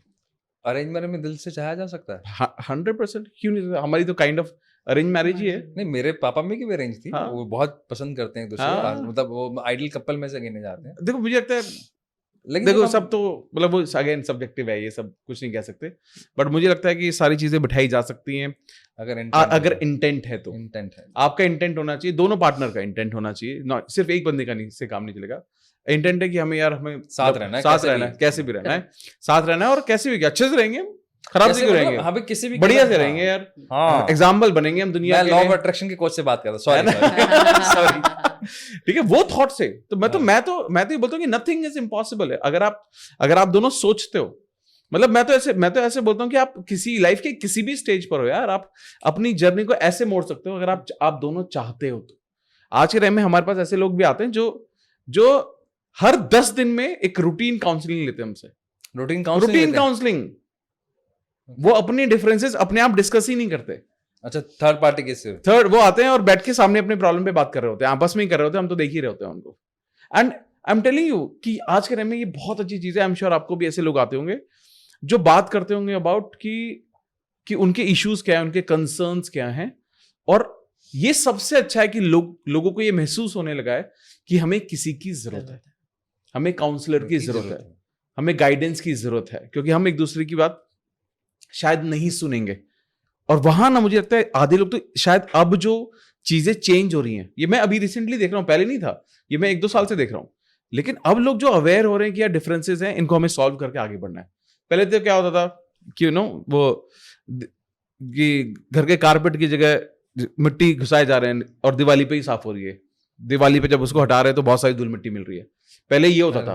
अब क्या होता है, लोग हर हफ्ते 10 दिन में आ रहे हैं, अपने डिफरेंसेस पे बात कर रहे हैं, उनको सॉर्ट कर रहे हैं, और जरूरत है तो थर्ड पार्टी का ओपिनियन ले रहे हैं और आगे बढ़ रहे हैं। कोई टेंशन ही नहीं, कोई झगड़े खत्म हो गए लोगों के। झगड़ा कब करना है पता है आपको? जब मिलेंगे तभी झगड़ा करेंगे, उन्हीं के सामने। एंड आई वाज लाइक, आप लोगों को रखा हुआ है झगड़ा करने के लिए। इट वाज, और मैं तो कहता हूं कितना सही है, जिंदगी आसान नहीं हुई उनकी भाई, बहुत आसान हो गई। क्योंकि जब आपको थर्ड पर्सपेक्टिव मिलता है तो आपको पता लगता है। क्योंकि देखो, आप जैसे मेरी वाइफ है, मेरे लिए हमारे को आपस में कोई बात होगी, मैंने अपने पापा को बताई, या मेरे पापा मम्मी या उसके पापा मम्मी कोई बात कर रहे हैं, ये तेरे पापा मम्मी है ना, तेरा पक्ष लेंगे, ये तेरे हैं या ये मेरे हैं, उस हिसाब से चलता है। जो तेरा मेरा आ जाता है, तेरा दोस्त है ये मेरा दोस्त है, इसे तुम्हारा पक्ष ले रहा है, ये मेरा वो तेरा मेरा है ना भाई, सॉरी, मतलब ये तेरा, हमारे यहाँ ऐसा ही नहीं। मुझे तो ऐसा लगता है कि मतलब इनकी फैमिली मेरे को ज्यादा पूछती है, मेरी फैमिली इनको ज्यादा पूछती है। ये तो होना भी चाहिए। और वो मैं आपको बताता हूँ, ये सब पोजीशन किया गया है, ये एफर्ट किया गया हमने, बहुत काम हुआ है, बहुत काम किया हमने। मैं लिटरली बता रहा हूँ मैं आपको, मतलब मेरी फैमिली वाले पॉडकास्ट देखेंगे तो उनको समझ में आ जाएगा आराम से। मतलब मैं बताना चाह रहा हूँ। हाँ, मैं बता नहीं, वो उनको पता ही होगा, आइडिया है। मतलब मैं अगर आद्या के घर में कुछ भी गिफ्ट जाएगा, कोई भी त्योहार होगा, कुछ भी जाएगा, वो मेरी तरफ से आएगा हमेशा, चाहे वो ये दे रही हूँ। आपकी तरफ से समझाओ उसको, मतलब इन दिवाली है, गिफ्ट जाने हैं, ठीक है, कुछ भी बर्थडे, कुछ भी जाना है, वो मैं ही दूंगा। अच्छा, चाहे वो ये खरीद के लाए, चाहे वो इन्होंने लिया, आप अपने हाथ से दोगे? अपने हाथ से दूंगा। और ये बोलेंगे अमित लाए हैं इसको। ओके, मेरे घर में कुछ भी नीड है, कुछ भी, किसी की भी, चाहे वो मैं करना चाहता हूं, वो मैं नहीं करूंगा, वो ये करेंगे। आओ, ये तो बहुत है भाई, बढ़िया वाला। तो आप समझ रहे हो, अगर किसी को ये पता चल जाए, पेरेंट्स को, मेरे पेरेंट्स को ये समझ में आ जाए कि भाई मेरा बेटा नहीं कर रहा, मेरी तो बहू कर रही है, तो उनके लिए वैल्यू कौन है? बेटी होगी वो, बस फिर। और मुझे लगता है कि ये ना सबको ना स्मार्ट होना चाहिए। अभी हम झूठ नहीं बोल रहे हैं, हम मिलके ही कर रहे हैं, चाहे हम कोई भी ला रहा हो, लेकिन हम वो तरीका चुन रहे हैं कि यार समझो, समझदार बनो। पर्सपेक्टिव आ गया मेरे दिमाग में, बिल्कुल सही कह रहे हो। देखो, जब भी कोई रिश्ता ब्रेक होता है, जो ब्रेक होने वाला होता है, जितने भी अल्फा जी, जेन जी या जो भी ऐसे को लगता है रिश्ता ऐसे चुटके में टूट जाता है, एक्चुअली उनका टूटता है जिनके परिवार में रिश्ता नहीं। आज मान लो जैसे मैं और मेरी धर्मपत्नी, आप दोनों में, आप में से कोई भी टकराव, किसी भी, भगवान ना करे कभी ऐसा टकराव, तो दिमाग में पहले 4 बातें पता क्या आएंगी? यार पापा क्या बोलेंगे, मम्मी क्या बोलेंगे, वो नाराज हो जाए, उनको कौन संभालेगा? तो हमारा बॉन्ड बहुत कॉम्प्लेक्स कर लिया, बहुत स्ट्रॉन्ग कर लिया, रूट्स। मुझे पता कब लगा, ये अभी हुआ, मैंने आपको बताया मेरी सिस्टर की शादी थी, तो नहीं यार ये नहीं लूंगा। अच्छा, वैसे मैं हाँ ये लेता हूँ, मेरी सिस्टर की शादी थी, क्या हुआ, मैं मेरी वाइफ को देख रहा था, अब क्योंकि उसकी ननद की शादी है और मेरे जो छोटे ब्रदर हैं उनकी भी, उसकी भी वाइफ की ननद होगी, तो दोनों से बात हो रही है हर चीज में, किसको क्या देना है, क्या लेना है। मैं देख रहा हूँ यार बाहर से आई हुई है और इस घर में आकर इतनी वैल्यूएबल होगी कि इनके बिना आप संभव नहीं। और जब कोई रिश्ता टूटता है तो क्या हस्बैंड वाइफ का टूटता है? नहीं। इसलिए मुझे लगता है पहले वाले जो सिस्टम थे ना अच्छे थे, हाँ। आज भी अच्छे हैं। आप जब भी चाहे लव मैरिज करो, चाहे अरेंज मैरिज करो, परिवार को साथ में देखिए। क्लैरिटी थी पहले। हाँ बिल्कुल क्लैरिटी, इसी के साथ रहना है, निभाना है, तरीके निकालने हैं कि कैसे रहा जाए। लेकिन आपने जो आइडिया दिया ना, ये रामबाण है, मस्त आइडिया। मुझे याद आ गया इसकी बहुत सारी बातें। हाँ सच में ये काम करती हैं। मेरे फादर आज जी मेरी वाइफ को फोन करते हैं जब हम यहाँ शिफ्ट हुए, सामान कहाँ रखा हुआ है, ये किधर रखा है, ये कैसे होगा। मुझे नहीं फोन करते, मुझे ही फोन करते हैं। That's true.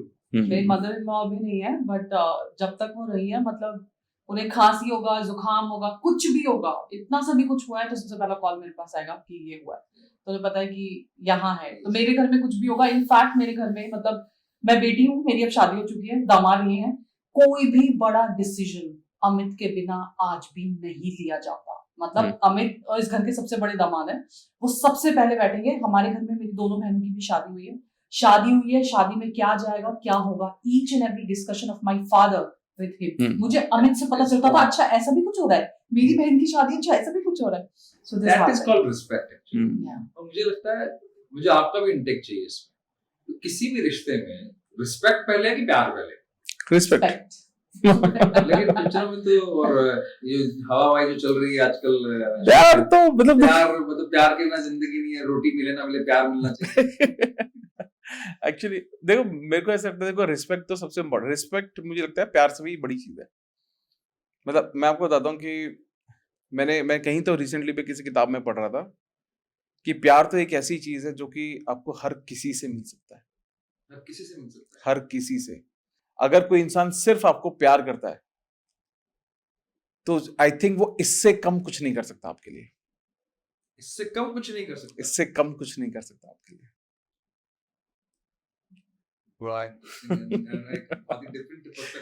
हाँ, लेकिन अगर वो आपको रिस्पेक्ट कर सकता है तो शायद उससे ज्यादा प्यार आपको कोई नहीं कर सकता।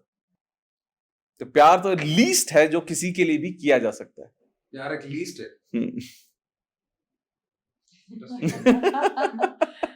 मुझे ना आपको पता नहीं याद है जब पॉडकास्ट की जर्नी शुरू हुई थी सोशल मीडिया की, तो अपनी कोई बात चल रही थी, मेरे को याद आ जाएगा अभी।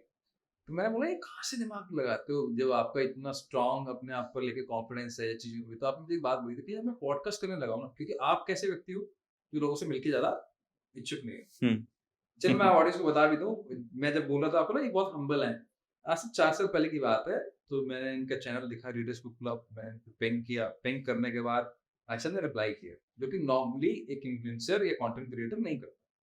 मैंने बोला मिलना है, और मैं गंगानगर से जब दिल्ली आया, बकायदा प्रॉपर उन्होंने 2 घंटे बैठे, हम कॉफी भी इन्होंने पिलाई, सैंडविच भी इन्होंने खिलाया, बिल भी इन्होंने भरा। बहुत हम्बल से तब से एक दिल का कनेक्शन बना। उसके बाद फिर हम व्हाट्सएप पे कनेक्टेड रहे। तो वो मुझे लगता है कनेक्शन वो तो स्ट्रांग है। लेकिन तब आपने मुझे एक बात बोली थी कि जब आप पॉडकास्ट करते हो या व्यक्तियों से मिलते हो, लोगों से मिलते हो, तो आपका ऑरा बढ़ता है और आपकी लर्निंग बढ़ती है और आपका पर्सपेक्टिव चेंज होता है। वो आज मैंने महसूस किया कि हाँ सच में ये तरीका एक दूसरे को रिस्पेक्ट देने का, प्यार एक लिस्ट है, मुझे नहीं पता आज रिस्पेक्ट कितनी बड़ी है। और जिनको ये लगता है ना, ये जो बड़ा बेवकूफी वाला मुझे लगता है प्रोवर्ब है कि प्यार वहीं होता है जहाँ झगड़ा वहीं होता है जहाँ प्यार होता है। सब ये तो बिल्कुल तो मुझे लगता है ना प्रोटेक्ट करने के लिए बनाया गया कि कोई बात नहीं है, तुम रिश्ता बनाया, ये उन्होंने ही बनाया है जिनको लड़ाई करनी थी। वो एक बहुत अच्छी बात बोली थी, किसी तो वीडियो में मैंने देखा था, तो जो ऑथर हैं अक्षत गुप्ता, उन्होंने एक बहुत अच्छी बात बोली थी कि रिस्पेक्ट ना प्यार की गरिमा बनाए रखता है। तो आप अगर घर में भी बात करते हैं अपने पार्टनर से या वैसे बात करते हैं अपने पार्टनर से, तो अगर आप उनको आप कह के बात करते हैं और जब आपका झगड़ा होता है तो आप देखोगे कि आपकी जो अब्यूसिव लैंग्वेज जो है वो आधी की आधी भी नहीं रह जाती। हाँ बिल्कुल सही कह रहे हो आप। जब आप तू तड़ाक पे उतरते हो तो आप फिर गंदा से गंदा, लो से लो नीचे जाते हो, लेकिन जब आप रिस्पेक्ट मर्यादा में जब आप रहते हैं तो आप रिस्पेक्ट और प्यार दोनों कायम रखते हैं। तो आपकी वो जो लैंग्वेज है ना वो बहुत इस फर्क में ना, मैं तो पहले बता रहा हूँ, मूवी से मुझे बहुत सारी चीजें मिलती भी हैं। मैं जितनी भी हॉलीवुड की मूवीज देखता हूँ ना, वहाँ पे जो कन्वर्सेशन देखता हूँ एक हस्बैंड वाइफ का या एक फादर डॉटर का, फादर सन का, मदर सन का, बहुत ही सोफिस्टिकेटेड होता है, लाउड नहीं होता। और वो फिर देखता हूँ पार्टनर के, आपका झगड़ा इंडिफरेंट होंगे, आपके विचार नहीं मिलेंगे, मान लीजिए, लेकिन बात किस तरह की, क्योंकि आपको एक बार शब्द नहीं चुनते, शब्दों की टोन चुप जाती है, तो वो दिल से नहीं निकलती। टोन, आई थिंक मुझे लगता है टोन ही तो सब कुछ है। बहुत बहुत इंपॉर्टेंट चीज है सर। जो मतलब मैंने बहुत जगह सुना है और बहुत फैमिली में भी देखा है, बहुत जगह देखा है कि लोग कई बार बोलते हैं ना कि दिल का बुरा नहीं है, सिर्फ बोलने का आता है। ये मुझे इस दुनिया की सबसे बुलशिट बात लगती है, सबसे बेकार लगती है कि ये मतलब ये क्या है कि दिल का बहुत अच्छा है, बस बोलने का तरीका नहीं आता। मैं कहती हूँ बोलने का तरीका पहले सीखो जिंदगी में, क्योंकि कोई भी आपके दिल के अंदर झांक के नहीं देता है, स्पेशली पहले किसी के पास टाइम नहीं है। तो आप ये और ये बहुत सारी चीजें होती है, जैसे रिलेशनशिप की अगर हम आज बात कर रहे हैं और लॉ ऑफ अट्रैक्शन कर रहे हैं, रिलेशनशिप में ये बहुत इंपॉर्टेंट कि आपको बात कहने का लहजा भी आना चाहिए। क्योंकि अगर जो भी शादी करके, जैसे अगर मैं फीमेल्स की बात करूं, अगर वो शादी करके आपके परिवार में आई है तो वहां आपका दिल बाद में दिखेगा, पहले आपका लहजा दिखेगा, आप उससे किस तरीके से बात कर रहे हो। तो ये जो मुझे कहानियां सुनाई गई है ना, या जिन लोगों के बारे में बोला गया कि दिल के बड़े अच्छे, सिर्फ जबान के खराब है, तो मैं बस खराब ही है, वो फिर खराब ही है, ये फैक्ट है। वो ऐसा है जैसे वो आपको कड़वी दवाई देनी पर शुगर कोट करके देते हैं ना, ताकि आपको कड़वी ना लगे। तो जब एक नया इंसान आपके परिवार में आ रहा है, शादी होके आ रहा है, तो वो आपका दिल नहीं देख रहा है, वो आपकी जबान देख रहा है। आपको हर बात कहने का तरीका आना चाहिए, और अगर आपको तरीका आता है तो आप उसे कुछ भी करा सकते, कुछ भी करा सकते, उसे वो फिर बातें फील नहीं होंगी। होता है ना पार्टनर्स को बड़ी जल्दी फील हो जाता है, तुम्हारे घर वालों ने मुझे ऐसा बोला, मेरे घर वालों ने बोला, वो सिर्फ टोन का ही फर्क है। एक्चुअली में देखा जाए ना, घर वाले इतने बुरे नहीं है। हाँ, उन्हें भी नहीं समझ में आ रहा, उनके लिए भी तो नया कोर्स है ना ये कि कोई नया मेंबर आया, इसको कैसे पालना है, इसको वो रिस्पेक्ट कैसे देगी, अपने घर के अंदर कैसे घुलाना मिलाना है, तो वो उनके लिए भी एक नया। फिर मुझे एक बात बताइए, आजकल बहुत एक, देखो जब मेरी शादी हुई थी मुझे तो शायद इतना मौका भी नहीं मिला, और मैं उस जोन में भी नहीं था कि मैं पूछूं, ऐसा बहुत क्लैरिटी थी कि भी कर रही है, बात करता हूँ, घर वाले कर रहे हैं, जहाँ करना कर दो, जहाँ मेरी होनी थी वहाँ हुई नहीं, तो जहाँ करनी कर दो, बात खत्म होगी, सिंपल है। लेकिन आजकल जब हमारे पास आते हैं 20 साल से लेकर 30 साल के ब्रैकेट में, एक बार मिलकर कैसे डिसाइड करूं, इस बात का क्या जवाब दे? एक बार मिलकर कैसे पार्टनर डिसाइड करूं पूरी लाइफ? तो क्या 10 बार महीने से डिसाइड हो जाएगा? क्या हाँ। वो व्यक्ति अपना वो वाला फेस दिखाएगा? संभव ही नहीं। possible तो है। आपका क्या, आप क्या बोलोगे, क्या एक एडवाइस देना चाहोगे कि इस बात का क्या उत्तर दोगे आप? फीमेल्स के लिए तो मैं बोलूंगी उनकी गट फीलिंग बहुत जबरदस्त काम करती है, उनका सिक्स सेंस बहुत स्ट्रांग होता है, सामने वाला हाथ किस नजरिए से किस तरीके से पकड़ रहा है वो बहुत जल्दी पहचान जाती है, तो अपनी गट फीलिंग पे बहुत वो करो।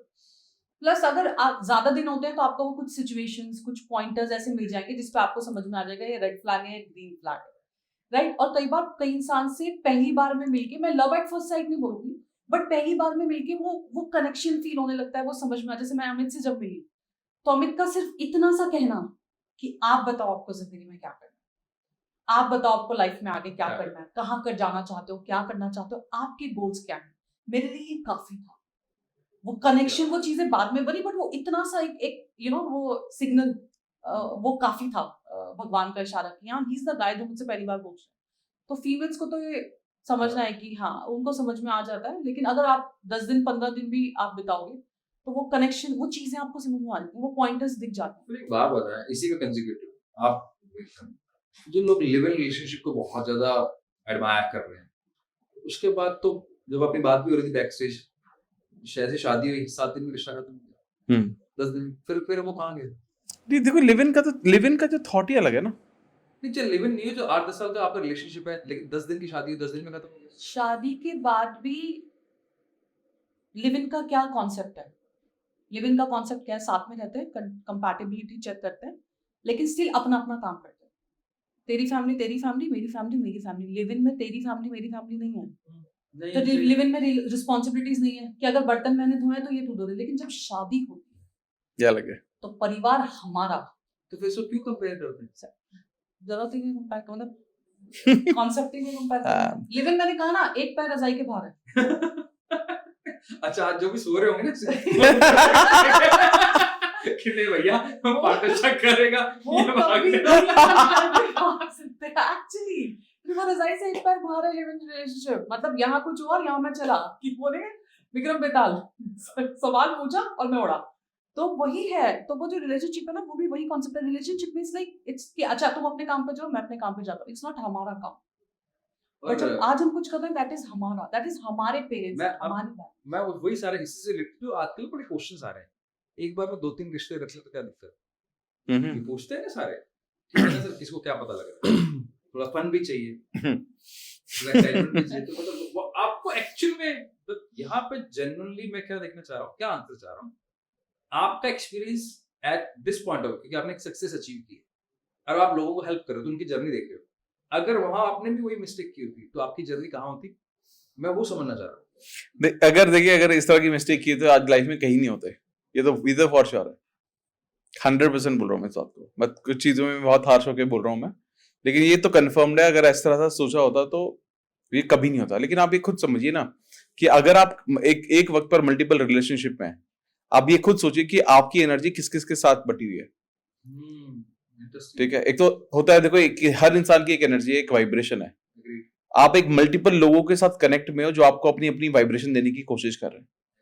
ठीक है, अब हो सकता है 3 पार्टनर के साथ, जो 3 के साथ आप रह रहे हो या 2 के साथ आप रह रहे हो, इनकी एनर्जी ये भी तो होगी कि यार ये मेरे साथ जिंदगी भर रहने लगे, पहले वाले को छोड़ दे, पहले वाला कुछ और सोच रहा होगा, हो सकता है उन दोनों का आपस में पता ही ना हो। तो आप ये सोचिए कि एनर्जी और वाइब्रेशन का कितना बड़ा हेरफेर चल रहा है और इतनी ऊपर नीचे चल रही है कि कहां पर क्या अट्रैक्शन कर रहे हो आप। फिर आप कहीं, तभी कहते हैं कहीं के नहीं रहते, फिर बहुत ज्यादा बेसिक वैल्यू सिस्टम है ये सब। मुझे मैं बता रहा ना कि मैंने क्यों बोला कि भाई अगर कोई सिर्फ फिजिकली उससे अट्रैक्टेड है, इमोशनल नीड है, आप किसी के पास जा रहे हो, बैठ रहे हो, बात करो, मैं अंडरस्टैंड इट, ये होता है। जैसे आपने भी बोला कि सिचुएशन इतनी खराब हो जाती है, अब्यूसिव है, तो इंसान कैसे नहीं जाएगा, बिल्कुल सही है। लेकिन अगर आप सिर्फ वन नाइट स्टैंड है या फिजिकल नीड की वजह से अगर आप जा रहे हो, तो ये तो गड़बड़ है। तो आप या तो पहले रिलेशनशिप खत्म करो, then go be free about it, then do it. लेकिन जब आप ये एक गलत एनर्जी को आप अपनी लाइफ में लेकर आ रहे हो ना, ये आपको कहीं का नहीं छोड़े, क्योंकि हर इंसान के अंदर एनर्जी है ना। आपके अंदर जो आप जेन्युइनली हो ना, आप वो भी नहीं रह जाते फिर। और आप खुद सोचिए, अगर कोई इंसान जेन्युइनली अपने पार्टनर को बहुत प्यार करता है, बट उसने कहीं गलती से कर दिया, वो किसी के साथ फिजिकली इन्वॉल्व हो गया है, अब वो खोजिए वो इंसान अगर वो एक्चुअली में गलती मान रहा है कि मेरी गलती हुई है और बता नहीं रहा है, आप वो जिंदगी भर गिल्ट रहेगा उसको, सही बात। कभी कंपनसेट नहीं कर पाएगा वो अंदर से इमोशनली। और गलती से उसने बता दिया तो वैसे ही नहीं होगा, फिर तो और भी चीजें खराब होंगी। तो कहीं ना कहीं एक गलत एनर्जी के टच में अगर आप आते हो, मैं ही नहीं कह रहा वो इंसान गलत है, एनर्जी का Exchange. हाँ। एनर्जी का एक्सचेंज गलत है। क्या हम कह सकते हैं इस बात को कि इसी वजह से कई लोगों को ये शिकायत होती है कि मेरे पे लॉ ऑफ अट्रैक्शन काम नहीं कर रहा, या मैनिफेस्टेशन काम नहीं कर रहा, क्योंकि एक्चुअल में उन्होंने अपना ध्यान नहीं रखा। देख, कई बार लोगों को ये भी महसूस होता है ना कि यार मैं तो सारी रिचुअल कर रहा हूँ, लॉ ऑफ अट्रैक्शन प्रैक्टिस कर रहा हूँ, ये कर रहा हूँ, वो इंसान मेरी जिंदगी में अट्रैक्ट ही नहीं हो रहा है। अरे भाई, तुम्हारे पहला तुम जो बाकी की जो वाइब्रेशन है वही अलाइन नहीं है। आधे बहुत अच्छी बात करती है, सेल्फ अभी मिसिंग है, खुद से प्यार कर नहीं रहे हो, और आप चाह रहे हो कि कोई और इंसान आपसे प्यार करे। खुद की वैल्यू आप कर नहीं रहे हो, आप चाह रहे हो दूसरा इंसान आपकी वैल्यू करे। आपने दूसरे वाले इंसान को बना रखा है महाराजा, आप समझते हो मैं तो कुछ भी नहीं हूं, मैं तो उसकी पैरों की धूल हूं। अरे भाई, रिश्ता तो बराबरी के बीच में होता है ना। आपको मेंटली तो ये सोचना पड़ेगा कि अगर वो मेरे लिए अच्छा है तो मैं भी तो अच्छा हूं उसके लिए। ये बराबरी की फीलिंग ही नहीं है आपके अंदर। और फिर वो आपको वैल्यू नहीं कर रहा तो सही तो कर रहा है, फिर वो आपकी तरफ देख नहीं रहा है, सही तो कर रहा है, क्योंकि आप सोच ही नहीं रहे कुछ। तो अल्टीमेटली ये सारी एनर्जी है, सारी वाइब्रेशन है, और हम ये डिसाइड करते हैं हमेशा से कि भाई हम अपनी लाइफ में किसको मैनिफेस्ट करेंगे। इसलिए आधा कंसिस्टेंटली बहुत मैं देखता हूं उनको मॉड्यूल लेते हुए कि भैया डिजर्विंग बनो। बहुत सही बात बोली आपने, ठीक है, अब अनरिप्लेसेबल बन जाओ, बात ही खत्म हो गई। आप रिप्लेसेबल हो तो फिर रिप्लेसेबल तो कभी भी रह सकते हो। कल मैं ना सेशन ले रहा था, मुझे ना पता है क्यों उससे कनेक्टेड लग रही है बात। हम ये कह सकते हैं कि सृष्टि जो आ रही है वो गिव एंड टेक पे बनी हुई है। हाँ बिल्कुल। तो क्या हुआ, कल ग्रेटिट्यूड पे कोई बात चल रही थी, तो किसी काउंसलिंग चल रही थी, एंड मेरे को ऐसा लगता है जो उनके पास ब्रेन है, जो उन्होंने ब्रेन मैपिंग टेस्ट की, अगर उन्होंने ढंग से किया तो she will be renowned person of India. देखो उसमें आती है तो लेकिन अपने एनर्जीज पे काम करना पड़ेगा। तो मैंने उनको बोला आप ग्रेटिट्यूड नहीं करते, आप थैंक यू बाय नेचर आपको नहीं मिला, बाय बर्थ नहीं मिला। तो पहले उन्होंने बोला कि हाँ पहले नहीं करती थी, अब करती हूँ। अब क्यों करती हूँ? क्योंकि वो सूडो साइंस या ऑकल्ट साइंस की प्रैक्टिस करती है। बात ऐसे खत्म हुई, हम एंड पे थे तो उन्होंने एक बात बोली कि सर एक बात पूछनी थी, आपने बोला कि मैं बहुत बड़ा काम करूंगी, मुझे एक जने ने और ने बोला था मैं बहुत बड़ा काम, मुझे नहीं फील होता। मैं जब भी कोई काम करती हूँ ना तो मुझे ना बहुत ज्यादा हैप्पीनेस फील नहीं होती। तब मैंने एक बात बोली, मैंने कहा मैंने आपसे सवाल पूछा था कि आप थैंक यू नहीं करते किसी का, ग्रेटिट्यूड कहा। मैं कहा जब आप दूसरे का नहीं करते तो दूसरा देगा आपको। मैं कहा जब दूसरे का नहीं करते क्या अपने आप को थैंक यू करते होगे? नहीं, मेरे को आपकी नेचर में नहीं है। जब आप अपने आप को थैंक यू नहीं करते तो आपको अपने काम की वैल्यू नहीं है। आपको काम की वैल्यू नहीं तो भाई दूसरा क्यों करेगा? तो फिर वहां समझ नहीं, it's all about give and take. मैं आई टोटली एग्री जो आप बात बोल रहे हो। कितनी सिंपल साइंस है, बिना बात के कॉम्प्लेक्स कर रहे हैं भैया, जो दो के मिलेगा बात खत्म है। आपको क्या लगता है आपके पास इतने रिलेशनशिप आते हैं, तो यहाँ पर आपको कैसे आप गाइड करना चाहोगे? भी इतना तो बेसिक कर लो। भी मेरा अगर इंटेंट है, मान लो यहाँ पे कोई कपल में सुन रहा है, चाहे वो अभी शादी में नहीं है, लेकिन इंटेंट इतना जरूरी कि यार साथ रहना, लेकिन हो नहीं रहा, क्या करें? Communication is the key. बात करो। काउंसलर के थ्रू नहीं, अपने आप से भी करो, अपने आप से भी कर सकते। काउंसलर की जरूरत आज की तारीख में पड़ गई है। अमित ने एक बहुत अच्छी बात बोली कि एक्चुअली लोग आगे आ रहे हैं, तो आगे आके बात, बिकॉज एक चीज तो समझ में आती है जब आप काउंसलर के पास जा रहे हो तो एक बात तो तय है कि आप अभी भी अपना रिश्ता बताना चाहते हो। राइट, तो ये बहुत बड़ा प्लस पॉइंट है कि आप अभी भी उसकी वैल्यू करो। आप चाहते हो कि मैं साम दाम दंड भेद कुछ तो लगा लूं और ये मेरा रिश्ता बच जाए, तो ये बहुत खूबसूरत चीज है। लेकिन इसके अलावा अगर हम दूसरा इसका पॉइंट भी देखें, साइड का दूसरा पॉइंट का दूसरा साइड भी देखें, तो उसमें हम खुद भी कम्युनिकेट कर सकते हैं। For example, let's say when it comes to me and Amit, हमारा जैसे एक हमने बताया कि हम दोनों की फैमिली में हम कैसे करते हैं, एक और ट्रिक शेयर करते हैं। दैट इज कि हमारा रूल है कि हमारा झगड़ा, मिसअंडरस्टैंडिंग जो भी कुछ होता है या पर्सपेक्टिव अलग है, हमारा रूल है तीसरा नहीं आएगा। ये हमारी शादी कभी भी नहीं, कोई भी नहीं आएगा, रिलेटिव नहीं आएगा, फैमिली नहीं आएगी, आपकी नहीं आएगी। काउंसलर तो आ सकता है अगर किसी जरूरत पड़ी। हाँ बिल्कुल, किसी लेवल पे अगर जरूरत पड़ी, हमसे नहीं सॉर्ट हो रहा तो definitely will go to the council. But अभी तक जब क्यों जरूरत नहीं पड़ी, जरूरत क्यों नहीं पड़ी, उसका सबसे बड़ा कारण है communication. We have communicated everything and most important part, we learn the language of communication. people don't learn the language of communication. Learn the language of communication. Yes, तो बेसिकली क्या होता है, मैंने भी कहीं बुक में पढ़ा था ये, तो 5 लव लैंग्वेजेस बुक है गैरी चैपमैन की, उसमें एक बहुत अच्छी बात बोली है कि जब आप कम्युनिकेशन आपका कैसे शुरू होता है, जब आप पैदा होते हो तो आपकी पहली जो लैंग्वेज होती है दैट इज मदर टंग, तो वो आप कैसे सीखते हो, आप बोलते बोलते, बिकॉज सब आपसे उसी लैंग्वेज में बात कर रहे हैं, तो वो आप सीख जाते हो। क्या उसको सीखने के लिए एफर्ट लगाना पड़ता है? आंसर इज नो, वो आपकी नेटिव लैंग्वेज है, आप आराम से सीख जाते हो। That is first language of communication. जब आप बड़े होते हो, आप कोई दूसरी लैंग्वेज सीखना चाहते हो, आपको फ्रेंच सीखनी है, जर्मन सीखनी है, तो आप उसके लिए एफर्ट लगाते हो, आप उसकी प्रैक्टिस करते हो। लेकिन क्या आपने ये देखा, तो वो टफ होती है थोड़ी सी, बिकॉज वो सीखना है, वो उसकी प्रैक्टिस करनी पड़ती है। अब जब आप किसी देश में जाते हो, आपकी लैंग्वेज है लेट्स से हिंदी, और आप किसी देश में गए जहाँ की लैंग्वेज है इंग्लिश फॉर एग्जाम्पल, तो क्या आपने ये नहीं देखा because of the language communication आधा रह जाता है? फॉर एग्जाम्पल मुझे इंग्लिश नहीं आती, तो मैं टैक्सी वाले को जाके क्या बोलूंगी, bro address where how much, because मेरी वो लैंग्वेज नहीं है, तो मेरा कम्युनिकेशन आधा हो गया। सिमिलरली जब हम एक रिलेशनशिप में आते हैं, मेरी लव लैंग्वेज कुछ और है, आपकी लव लैंग्वेज कुछ और है। लव लैंग्वेज, यस, मैं अपना लव कम्युनिकेशन लैंग्वेज जो है, कम्युनिकेशन लैंग्वेज, वो मेरा कुछ और है, आपका लव कम्युनिकेशन लैंग्वेज कुछ और है, और वो कॉन्ट्राडिक्टरी है। तो या तो मैं आपकी भाषा सीखूं और तब अपनी बात आप तक रखूं, या आप मेरी भाषा सीखे, तो हम दोनों ने एक दूसरे की लैंग्वेज सीखने के लिए भी काम किया। तो कम्युनिकेशन हम रेगुलरली करते रहे, और इतना किया कि हमें ये समझ में आ गया कि अमित की लैंग्वेज क्या है, मेरी लैंग्वेज क्या है। अब यहाँ होता क्या है, लेट्स से एक फीमेल की लव लैंग्वेज है, जो कम्युनिकेशन लैंग्वेज है, दैट इज अ चॉकलेट। एक मेल की जो कम्युनिकेशन लैंग्वेज है, दैट इज एन एप्पल। अब जब एप्पल उसने दिया फीमेल को, तो फीमेल के लिए वो वर्थ ही नहीं, क्योंकि उसकी लव लैंग्वेज चॉकलेट है, उसकी कम्युनिकेशन लैंग्वेज चॉकलेट है। जब तो अब उसे क्या फील हुआ, इसे तो मेरी कदर ही नहीं है। जब उसने चॉकलेट दिया मैन को, तो उसकी तो लव कम्युनिकेशन लैंग्वेज जो थी वो एप्पल थी, अब उसके लिए वो वर्थलेस है, किसकी तो कोई वर्थ ही नहीं, तो मेरी वैल्यू नहीं समझ रहे हैं।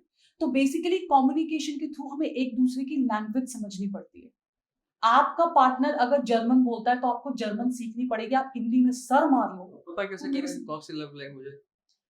कम्युनिकेशन, मैंने कहा ना कि बेसिक जो रिलेशनशिप के लिए हम जो एडवाइस देना चाहते हैं आज की जनरेशन को, दैट इज कि कम्युनिकेट, बात करो यार, बात करो, नीड जानो ना, मत बोलो और अजम्पशंस मत बनाओ, अपनी सवाल और अपनी जवाब मत करो। हम क्या करते हैं, हम गुस्से में सो जाते हैं और अपनी सवाल और अपनी जवाब, और सुबह तक महाभारत चल चुकी है।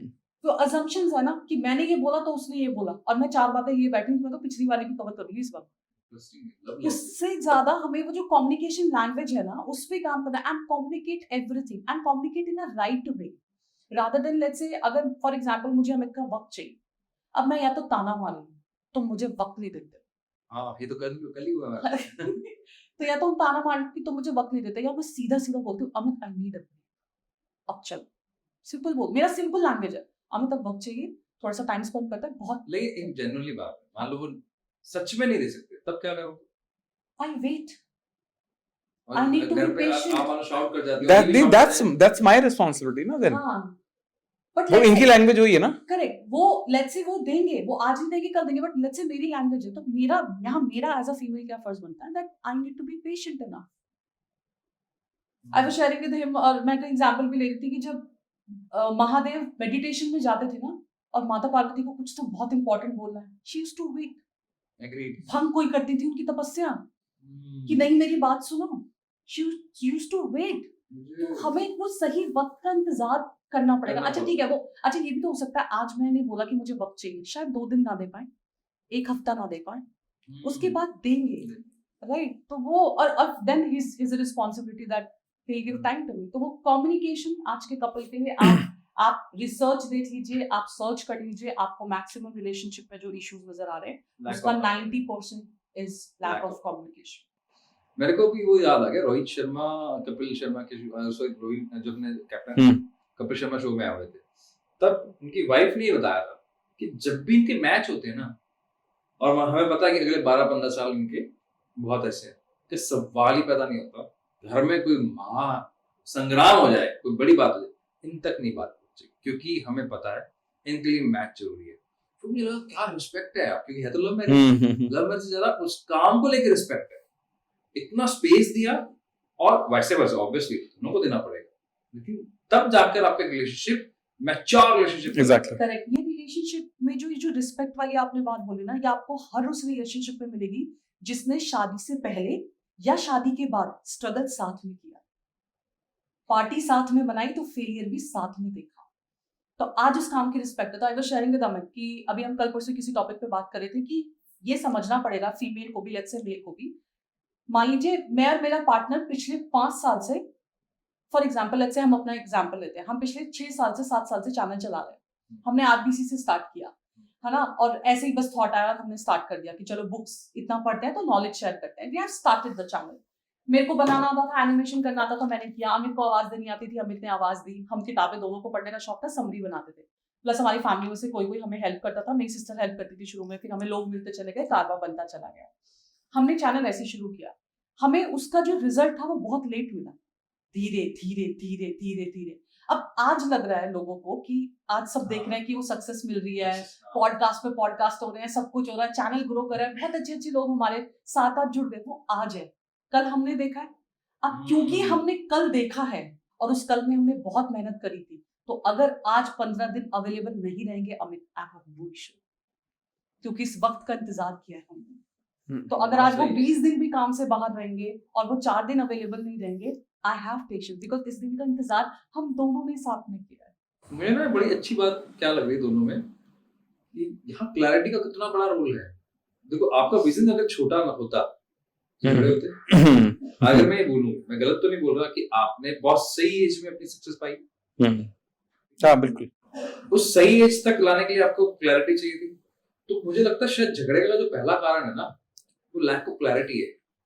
जो क्लैरिटी नहीं कि मुझे करना क्या लाइफ में, और दोनों के गोल सेम नहीं है कि मुझे करना है ऐसा कुछ, तो फिर वहां झगड़े तो होंगे। और वो जर्नी जो है जिसको हम एंजॉय कर सकते थे, वो स्ट्रगल कहलाएगी। करेक्ट। अब आपने एक बार भी स्ट्रगल वर्ड यूज नहीं किया और आप ये कह रहे हो कि इस जर्नी को हमने एंजॉय किया, क्योंकि वो जर्नी थी, वो लर्निंग है और जर्निंग है।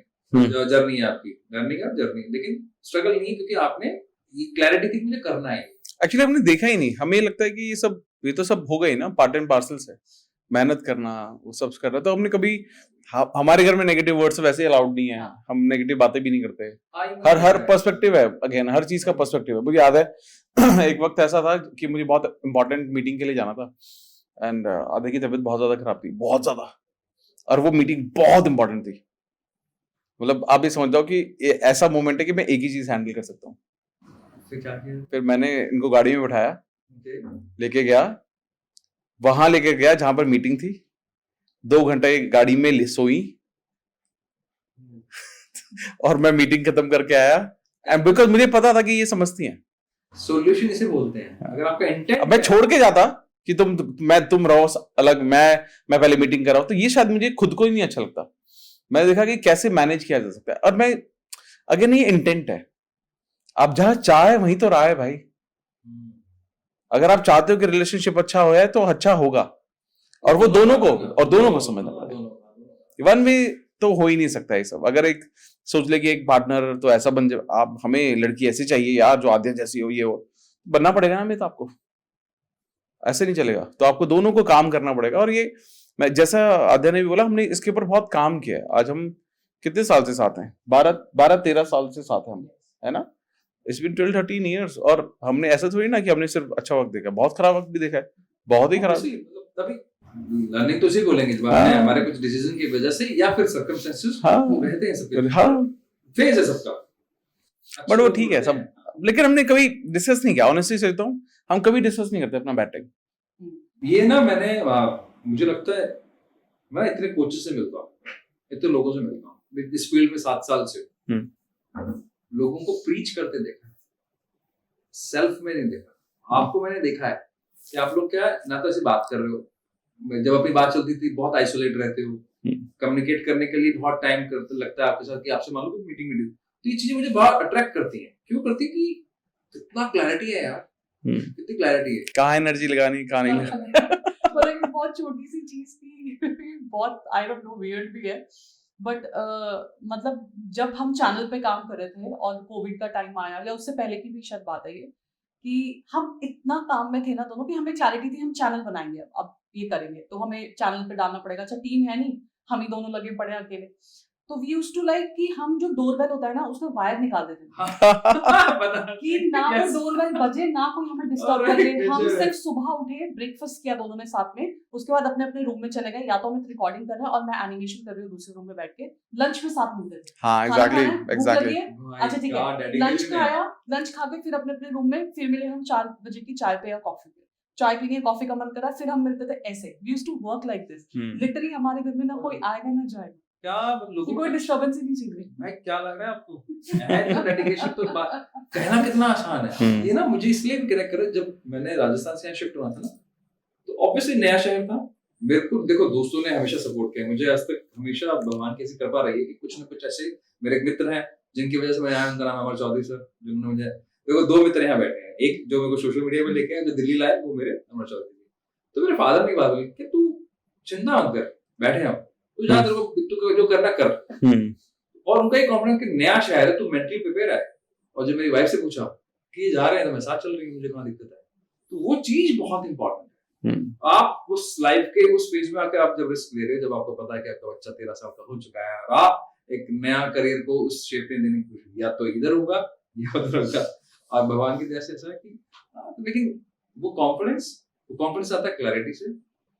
चलिए हम पॉडकास्ट के लास्ट फेज की तरफ चल रहे हैं। मेरा एक आपसे सवाल बहुत इंपॉर्टेंट, अगर मैं बोलूं कि रिस्पेक्ट सबसे जरूरी है, तो उससे पहले क्लैरिटी को लेकर या सेल्फ डिस्कवरी को लेकर आपका क्या टेक है? और कहाँ मेरा अभी तक के 7 साल की जर्नी मैंने ये देखा है कि लोग वहीं फंसे हैं जिनके पास क्लैरिटी नहीं थी या सेल्फ डिस्कवरी उन्होंने कभी करी ही नहीं। आप लोगों को क्या लगता है आपकी जर्नी? ओके, देखिए सेल्फ डिस्कवरी बहुत ज्यादा जरूरी है, इनकी खुद के बारे में जानना जरूरी है। अब देखो खुद के बारे में तो आप देखो बहुत तरीकों से जान सकते हो, विद एक्सपीरियंस भी जान सकते हो, किसी काउंसलर से बात करके भी जान सकते हो, किताबें पढ़ के भी जान सकते हो। मुझे याद है मैंने ना, if I am not wrong, मैंने आपके साथ ऑलमोस्ट 1-1.5 साल पहले ब्रेन मैपिंग टेस्ट भी कराया था, और मैं बहुत ज्यादा सरप्राइज था कि जो आउटपुट आपने दिए थे उसमें मैं बहुत सरप्राइज था कि इतना इनको कैसे पता है। वो ये ऐसे टूल भी यूज किया जा सकता, मैं इसलिए बोल रहा हूँ कि बहुत सारे लोगों ने पता नहीं था यार मैं क्या हूं, मैं क्या कर रहा हूं। तो उस पॉइंट ऑफ व्यू से आप, ये बहुत ज्यादा जरूरी है कि आप खुद को भी जानो। Basically you need to be very aware about what you are, what you think, what you want from life। क्योंकि मुझे लगता है ये ज्यादा क्लैरिटी की सच में जरूरत है कि लोगों को क्या चाहिए, वो किस चीज में बहुत अच्छे हैं, उस सही रास्ते को पकड़ना। स्पेशली नए लोगों को, जो बच्चे हैं अभी, बच्चे मतलब 21, 22, 23, 24, 25 साल के हैं, जो डायरेक्शन ढूंढ रहे हैं लाइफ में, उनको क्लैरिटी पर काम करना चाहिए और वक्त बिताना चाहिए किसी गुरु के साथ, किसी टीचर के साथ, जो उनको अच्छे से बता सके, पहले जो उन्हें जानता भी हो, काफी सालों से देखा हुआ भी हो, ठीक है, या किसी क्वालिफाइड पर्सन के साथ जो उनको उसके बारे में जानकारी दे सके। और आई थिंक वही तरीके हैं। अगर आप खुद को जानोगे ना, जब आप खुद को जानोगे तभी तो अपनी बता पाओगे किसी और को कि आप हो क्या और आप जिंदगी से क्या चाहते हो। अदरवाइज तो आपको समझ में ही नहीं आएगा। लेकिन ऐसे टीचर्स ढूंढना और ऐसे लोग थोड़ा मुश्किल है। हाँ नहीं, शायद हम लोग हेल्प करते हैं। हाँ नहीं, मेरा तो बिल्कुल बहुत आसान है। मेरा तो इंस्टाग्राम में डॉक्टर अमित कुमार के नाम से।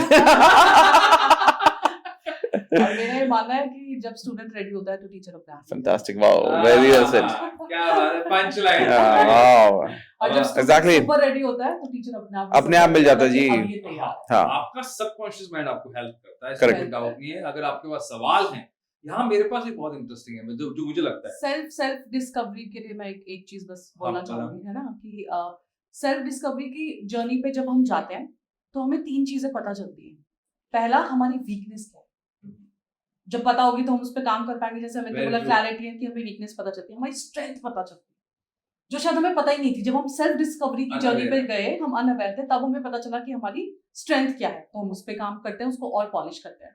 और तीसरा, हमें ये पता चलता है कि हमारे पैटर्न्स क्या हैं, और अगर कोई ऐसा पैटर्न है जिसे ब्रेक करने की जरूरत है तो हम उस पर ब्रेक करके उस पैटर्न को ठीक करके काम करते हैं और लाइफ में आगे बढ़ते हैं। करेक्ट।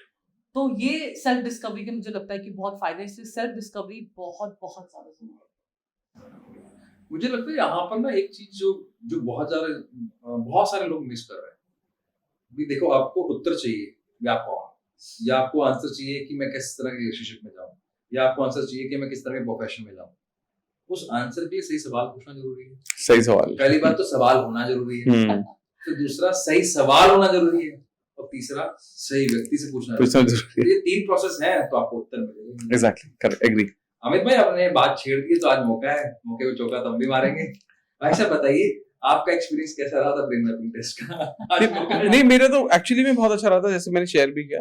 मतलब बहुत सारी चीजें मैं जानकर थोड़ा सा सरप्राइज था कि ये शायद कुछ बातें जो सिर्फ आद्या जानती है, जो इंटरनली मुझे बहुत ज्यादा समझती है, बाकी कोई शायद जानता नहीं होगा, और वो सिर्फ आपने मेरे फिंगरप्रिंट से आप बता दिया, तो मैं थोड़ा सरप्राइज भी था।